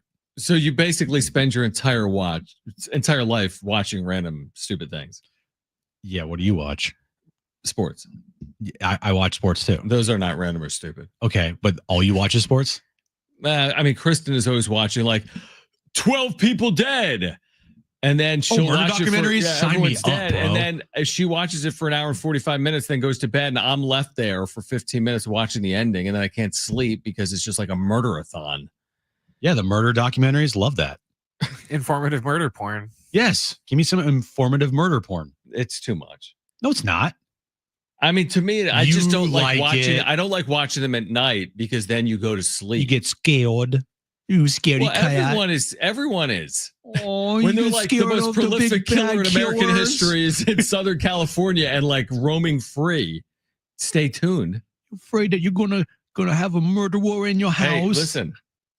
Oh yeah, it's all fun and games until everyone ends up dead. I mean, it's kind of like life or death stuff. I know. It's just a little murder, John. What are you all worried about? Yeah, it's being just dead. It's a little homicides. Fine. No good transition here. None. Adam Silver says they will discuss league expansion this summer. Oh, great. More teams, more games. He said it today on Let's do Sirius it. XM NBA radio. They're getting closer to the discussion. Their next board meeting is in Las Vegas this summer. He does recognize the amount of interest in the markets of Seattle and Las Vegas, but the process has not begun. No guarantee that it does occur, and no guarantee, obviously, Seattle and Las Vegas land the teams. Although, again, like the lottery ball conspiracy theorists, if you're going to go down a path with NBA expansion, the path you're going down is Seattle and Las Vegas. The complete curveball would be like Toronto. Oh, they have a team. Kansas City. Toronto's second team. Toronto. The complete curveball would be like New York. Oh, wait, they have 2 teams. I was going to say Kansas City. Right. That would be a curveball. Big curveball. Now they do have a state-of-the-art arena there. Yeah. Well, is it still state-of-the-art? We've been saying that for like 20 years. It's a nice arena. Yeah, they do. What Like about Tennessee? What about right here? Oh, San Diego at the sports arena? Uh-huh. That place sucks. I'm sorry. What time is it? All right, Andy Halpern's going to show. What do you got, Brian? Am I the only one that finds it weird that they keep talking about Seattle? And it's just like, hey, you guys remember they had a team, you took it away from them. They did take it away? If it's such a great market, why did you take their team away in the first place? I don't really know the answer to that. Because someone in OKC bought him. Yeah, and moved him. Yeah, the Yeah. owner didn't move him. Yeah, the owner moved him. All right, Andy Halpern from We Believe Petco Park previewing Angels Padres game 2, looking back at last night. It's John and Jim.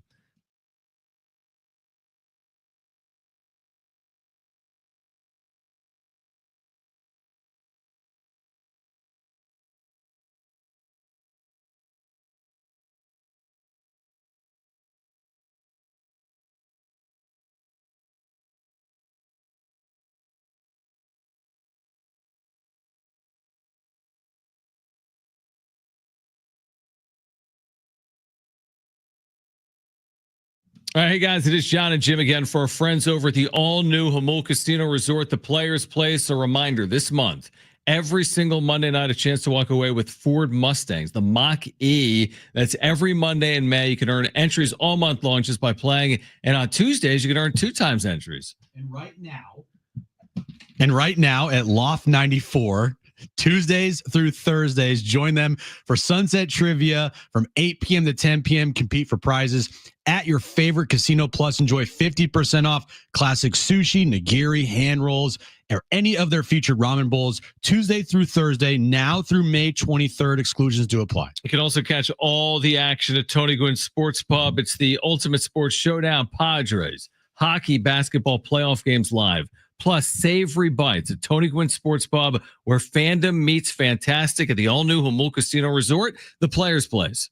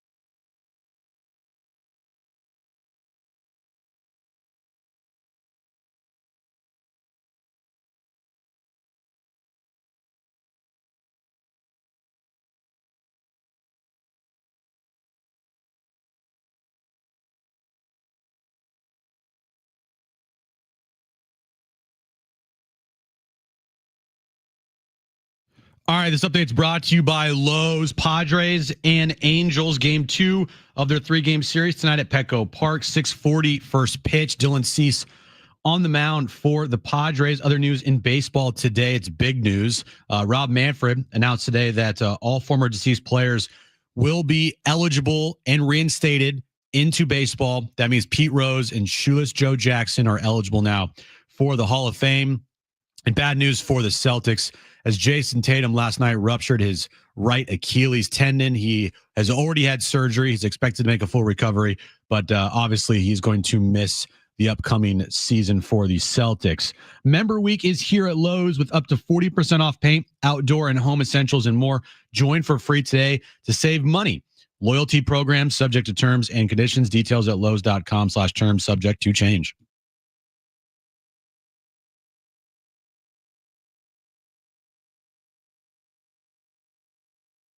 All right, John and Jim, San Diego Sports 760. Jim's back page coming up in 15 minutes, but always our pleasure to connect with Annie Halpern from the UT, friend of the show, back at Petco Park, getting ready for game 2 of this 3-game series. Annie, we always appreciate you. Now, were you down there last night at Petco? John, Jim, always great to be on with you both. Thank you for having me on. I was here last night, and I am back again. Yes. Okay, so let's start there for this extravaganza. Let's start with last night because we've seen how this has played out a little bit on the road trip, and then last night with the bullpen. Is there concern from like where you sit or from a Padres perspective at all with what's going on here with the bullpen over the last? It wasn't just last night, but really over like the last week. I mean, I think it's hard to say at this point because, like you said, there's a little bit of a trend going, but you can also explain away some of it, right? Like, some of it wasn't high leverage guys, or was maybe the situation, in Colorado or whatnot. But I think that overall, as a trend, like it's something to keep an eye on. I think first of all, we were kind of spoiled. Mike Schultz is right. You're kind of spoiled a little bit by the bullpen and how they did at the beginning of the season because they were just so dominant, and you knew that there was going to be a time that they maybe weren't going to be able to keep that up.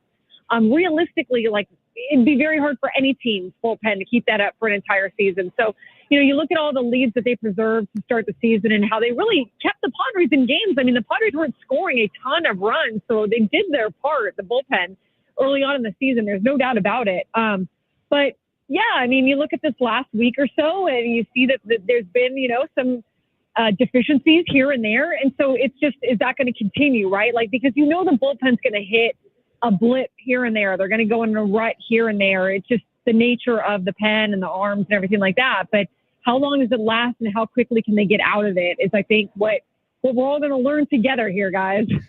Well, I proclaimed that the Padres had the best bullpen in baseball last Monday. You did it. You went on this whole tirade. Yeah, and then since then they have had a 16 ERA. So I it's think your fault, Jim. it is. Okay, it's your fault. We have come to the conclusion. Yes. Honestly, though, they do. I mean, they have an excellent bullpen. Is it going to stay that way the whole year? That's what we just don't know. I mean, even look at last season, right? Like last season, they had to revamp their entire bullpen mid-season for it to become what it ended up being. And I do think they've got a great bullpen. They've got great arms in there. But can it last the bulk of the season? I mean, that's a big question. And, last night if we had you on today and last night the bullpen preserved the lead, we'd be starting today's conversation with, that was a Jackson Merrill game. This guy is incredible. Yes. I mean, best center fielder. I mean, it's just wasting that game last night from Jackson Merrill. And he even said, he's like, I don't care. I don't care about that. Whatever. We lost the game. He is doing things right now, Annie, where he is becoming one of the best players in the sport. No, there is no doubt about it. And I think about how we have been watching him, like, is he going to go in a sophomore slump? And, who knows? I mean, he might hit a slump this year. The year is still not even halfway, to his halfway point. So we don't know how it's going to end up. But just watching him, you don't get the sense that even if he does kind of hit a rough patch, that he's going to be in it long. I mean, maybe that's, optimism of just what we've been able to watch him do. But he is phenomenal. I mean, just last night, the diving catches, the ability to give the team a hit in a clutch situation when they needed it, the ability to drive in and run, and then just kind of the energy that he brings too. I mean, he is up there at this point with the Fernandos and the Mannies. And I know it's not totally fair to do that because Fernando and Manny, Xander Bogaerts, like they've all had to do it longer, So I think it's, I got to watch myself sometimes too, that not to proclaim him because I don't think he wants that either. Like, I think he wants to earn it. But if he keeps up what he's doing, like he is so fun to watch. And I think for fans, like just to be able to watch him go out there and do that and to try to do that, because that's the thing, right, guys? Like he wants to be out there making those plays every day. He wants to give his all. Like you don't ever get the sense that he's going to really like slack off. You know what I mean? Or just think, well, today I'm good. I don't need to go out there and try real hard. Like he just loves baseball so much. He loves it. He lives it. He breathes it. And I think it's so fun to watch him now in his second season, really just continue to grow. And now to be moved down at the bottom of the top of the lineup, that was a big question for him. Like, will that impact him or being positioned there with, Manny and Xander and Fernando? Like, how will that change things for him or Luis Suarez? And it really hasn't. Like, if anything, like he's gotten off to an even better start. So Just really, really fun to watch this guy on a day in, day out basis. Yeah, I'd like to see him hit 467 this year. It would be a nice year. Annie Halpern from the UT with us right now on John and Jim. What do you expect to see from Dylan Cease? You know, he left that start at Yankee Stadium. He had pitched brilliantly, and then he leaves because of the cramping in his forearm. But expectations are he should be good to go, right?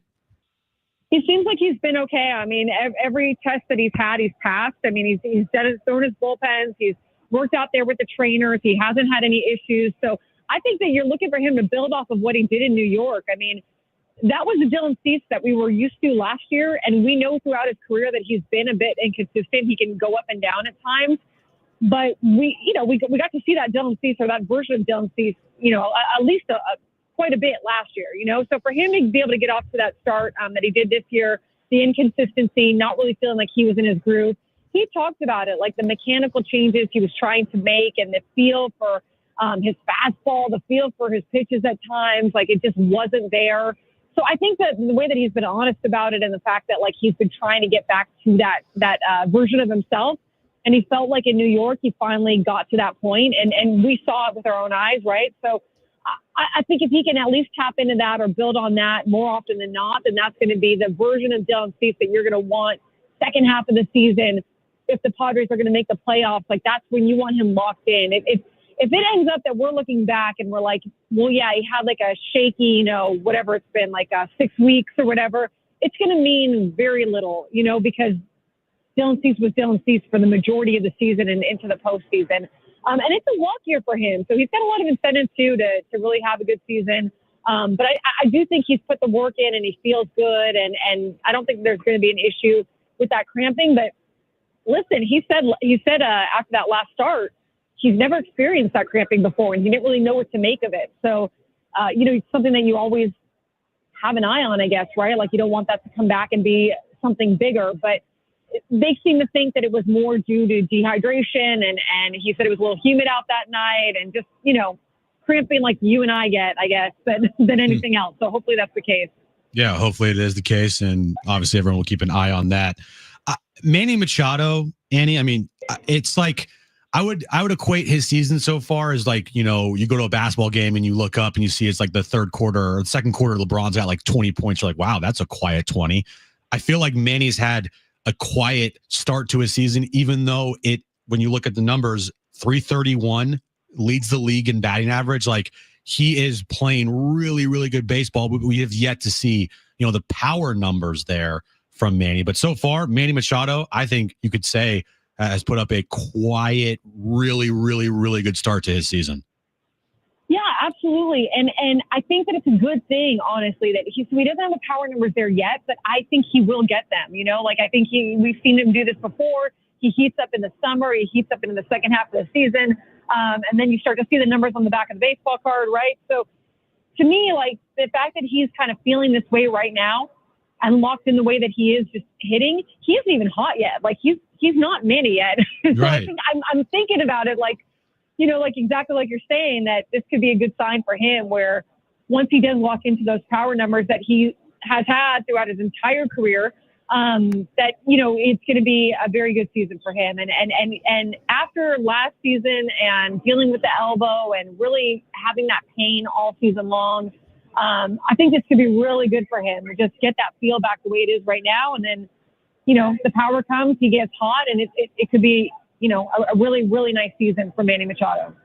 It's been a good start. We'll see if it continues. And truth be told, it's been a really good start, obviously, for the Padres. Just a tough couple of days, including last night against the Angels. But 25-15, 1/4 of the way through the season. I think a lot of people would take that are Padres fans. And Andy, we always appreciate you taking time for us. And hopefully a better result for the Padres later on tonight. I'll try not to jinx the team anymore. Yeah, he will, though. I feel like you guys are a little down. I feel like you're a little down. Yeah, a little down? Yeah. We both said the season is over. Yeah. We said that they should just trade everybody by the end of the week. Yeah, you can't lose on May 12th. Okay. No. If you lose, how many teams have lost on May 12th and won the World Series, Annie? Not a lot. Probably right? half of them. Yeah, probably half. A lot. And I mean, you can't have, the first 6 weeks of the season define the entire rest of the season. So, it really does. Well, actually, in the Padres case, it would be a good thing because then they'll just keep their winning ways going. Yeah. So, yeah. We'll see. We'll see. Annie, appreciate you. Thanks for doing it. Thanks, Annie. You guys take care. Thanks for having me. Great stuff from Annie Halpern from the UT. Yeah, we are down. The season is like basically over. No, we're not down. No. We're not. I mean, it's 5:40 on a Tuesday. We made it.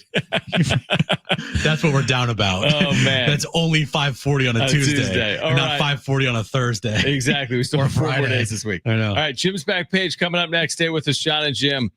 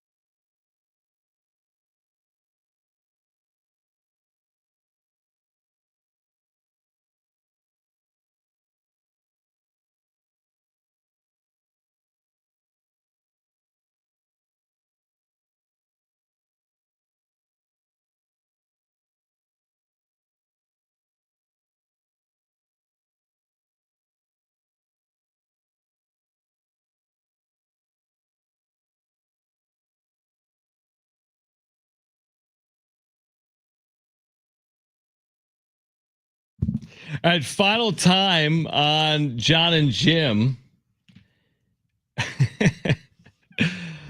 Pete Crow Armstrong is homer today, Jim. Just made me aware of. anytime Jim says Jackson Merrill's going over 4 tonight. He's definitely Jackson Merrill is 1,000% He's going hitless over this 4. month. Over 4 tonight. His average is going to drop down to the sub 200 somehow. Pete Crow Armstrong with a 5-homer night. A big Cubs Player win. of the month. Gosh. Yeah, that tweet won't blow up in my face, right? No way. I'm sure it won't. That's hilarious. This site, or not this site, this Twitter account. Yeah. Obvious Shirts. And I think it's a Cubs site. A Cubs shirt site, because it has a lot of like Cubs shirts on their website. Yeah. Has 65,000 followers. Jeez. Selling Cubs shirts? And I don't think it's just Cubs shirts. Okay. Looks like he's selling a Da Pope shirt. And it's in the Chicago Bears. Da Pope. Yeah, Da Pope. He just retweeted, or they just retweeted his home run saying, "I've been arguing a wall all day." No. Yeah. Right here, look. Because Jim said, if you don't think Jackson Merrill is the best center fielder in baseball, go argue with a wall. Yeah. And then look at their reply. So they been arguing a wall all day, and then replied saying reference, and it's Jim's tweet, best center fielder in baseball. If you don't agree, go argue with a wall. And it's Jackson Merrill robbing the Angels in the 7th inning last night. Hey, look, you know that what? is funny. I'm perfectly comfortable in my own skin. That's good content, though. Saying that Jackson Merrill is the best center fielder in baseball. I would take Jackson Merrill. What's that account? It's I want to do the popcorn like reply. What's it called? Look at my. It's anyway. John's gonna buy a shirt. Obvious _ shirts. Yeah, I'm gonna come in tomorrow in my Pete Crow Armstrong gear. They have a website. Let's pull this up here. Their store. Oh yeah, it's all Chicago stuff. Like that makes sense. Like really, actually, like cool shirts. Buy one. Should I buy a Pete Crow Armstrong shirt? No, you shouldn't. They have 40,000 Instagram followers. So there you go. They're a shirt company, and they just hate me. This is so good. All right, let's get to it.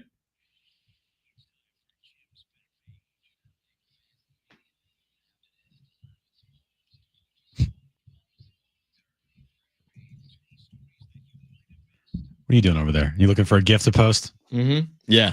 All right. Krispy Kreme, John, and they just love giving away free donuts. Krispy Kreme is giving away free original glazed donuts until May 18th. From now through May 18th, you can grab a free original, glazed donut every day. No purchase needed. The limited time giveaway is part of Krispy Kreme's special celebration tied to Pac-Man's 45th anniversary. The offer is available during Hot Lights Hour, which means you'll need to stop by a participating location between 7 and 9 a.m. or 5 and 7 p.m. to score a free treat. Each guest can receive one free donut per day during the promo period, and it's valid both in-store and through the drive-thru while supplies lasts. Because as everyone knows, Pac-Man was a huge donut guy. So to celebrate the 45th anniversary of Pac-Man, they have 5 days where you can get donuts. To sweeten the deal even more, John, if fans collectively claim all 45,000 free donuts, Krispy Kreme will bring back its strawberry glazed donut for a limited time. Oh, can't wait for that. I didn't realize that. Moving on here. Did you know, John, that ESPN is offering a new streaming app that will just cost $29.99 per month? Oh, just that. A $299 for annual subscription. A bundle with Disney Plus and Hulu will be $35.99 per month or $44.99 a month with no ads. And this allows me to watch every ESPN network without a streamer or cable. Correct. This is their direct-to-consumer product. But why would I do that? Because if I'm so hardcore sports and if I so much need my ESPN, but I want to cancel my cable and my streaming, how can I watch all my sports if I just buy ESPN? Because what if I want to watch Fox? What if I want to watch CBS? There's not a single, like, other than sports, if you want to just watch First Take and just like talking heads mindlessly scream at each other and debate LeBron's legacy nonstop, like, go for it. But other than the actual games, Like, You're not gonna do that. I'm not paying $30 a month to watch Stephen A. Smith. No, but the $30 a month will get you like I'm making up like Sunday Night Baseball or Sunday Night Football. Well, they're not gonna have Sunday Night Baseball anymore. Good point. Slippery stairs. Monday Night Football. But why would I do that if I could just have YouTube? Let's say YouTube TV is $90 a month. Well, it's like 82 now, I think. Why would I get rid of YouTube TV and buy a $30 ESPN product? Because maybe all you do is watch ESPN. Yeah, but what if I want to watch like Ohio State, Michigan, or Eagles, Packers? Well, then you're SOL, John. Right. You're SOL. Okay. So I have one. Did you get the one? I emailed you one this morning. I did. I was gonna to end the back page on that. Do you have another one? It's whoa. Sorry. got choked up there. You sent me this at 9:05 a.m. this morning. And all you said was back page. Yeah, I thought it was good for the back page. Now, you got this press release. I didn't. They've taken you off everything. The subject was Denny's serves up free pancakes and Padres perks this MLB season. Denny's teams up with the Padres for a season of pancakes and giveaways.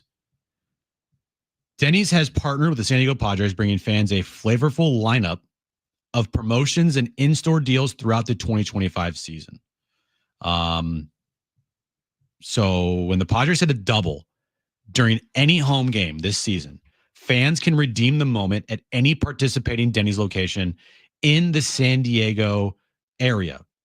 Bring in a coupon from the link below to receive 2 free pancakes with purchase of a drink or dine in, or use code Padres on the Denny's.com or for online orders. So they hit a double and then I go the next day? Yeah. And you can get 2 free pancakes. The offer is valid through the end of the regular season, which is the end of the regular season is September 28th, they say. Denny's is also the proud presenting sponsor of the Padres Kids giveaway on Saturday, June 22nd. When the Padres face the Kansas City Royals. What's the giveaway? First 10,000 kids ages 14 and under in attendance will receive a pair of City Connect sunglasses presented by Denny's. Oh, they don't give away pancakes? No, they're not going to give away pancakes to the gate. Okay. Like, here's some flapjacks. No. All right. What do you So got? that's a pretty good promote. That's what I had. Oh, that's it? That's what I didn't know if you were going to do that. Padres hit a double tomorrow, get free pancakes. Right. If they double tonight, by the way, they're going to double a lot, right? Oh, Like, there's a lot of games that have a double. Now, just one double, you're good. It's just one double. Like, that's all you need is one double. Is that home games only or home and road? That would be when the Padres hit a double during any home game this season. Okay. Fans can redeem the moment at any participating Denny's. Bring in the coupon from the link below to receive 2 free pancakes with the purchase of a drink for dine-in, or use code Padres at Denny's.com. By the way, thank you, Marshall. He brought in a 30-pack of Donruss 2024-25 NBA trading cards because I'm on my trading card Midlife crisis. Yeah. Thank you, Alex, Coastal Card Collector, for talking to me for an hour today about card collecting. I'm so sorry, Alex. I'm sorry, Alex. But no, I'm not opening these. These are for Jim. No, you are Jim. What? These are for Jones. You guys are the same. Jones, Jim. I have 2 6-year-olds in my life, Jones and Jim. Hello.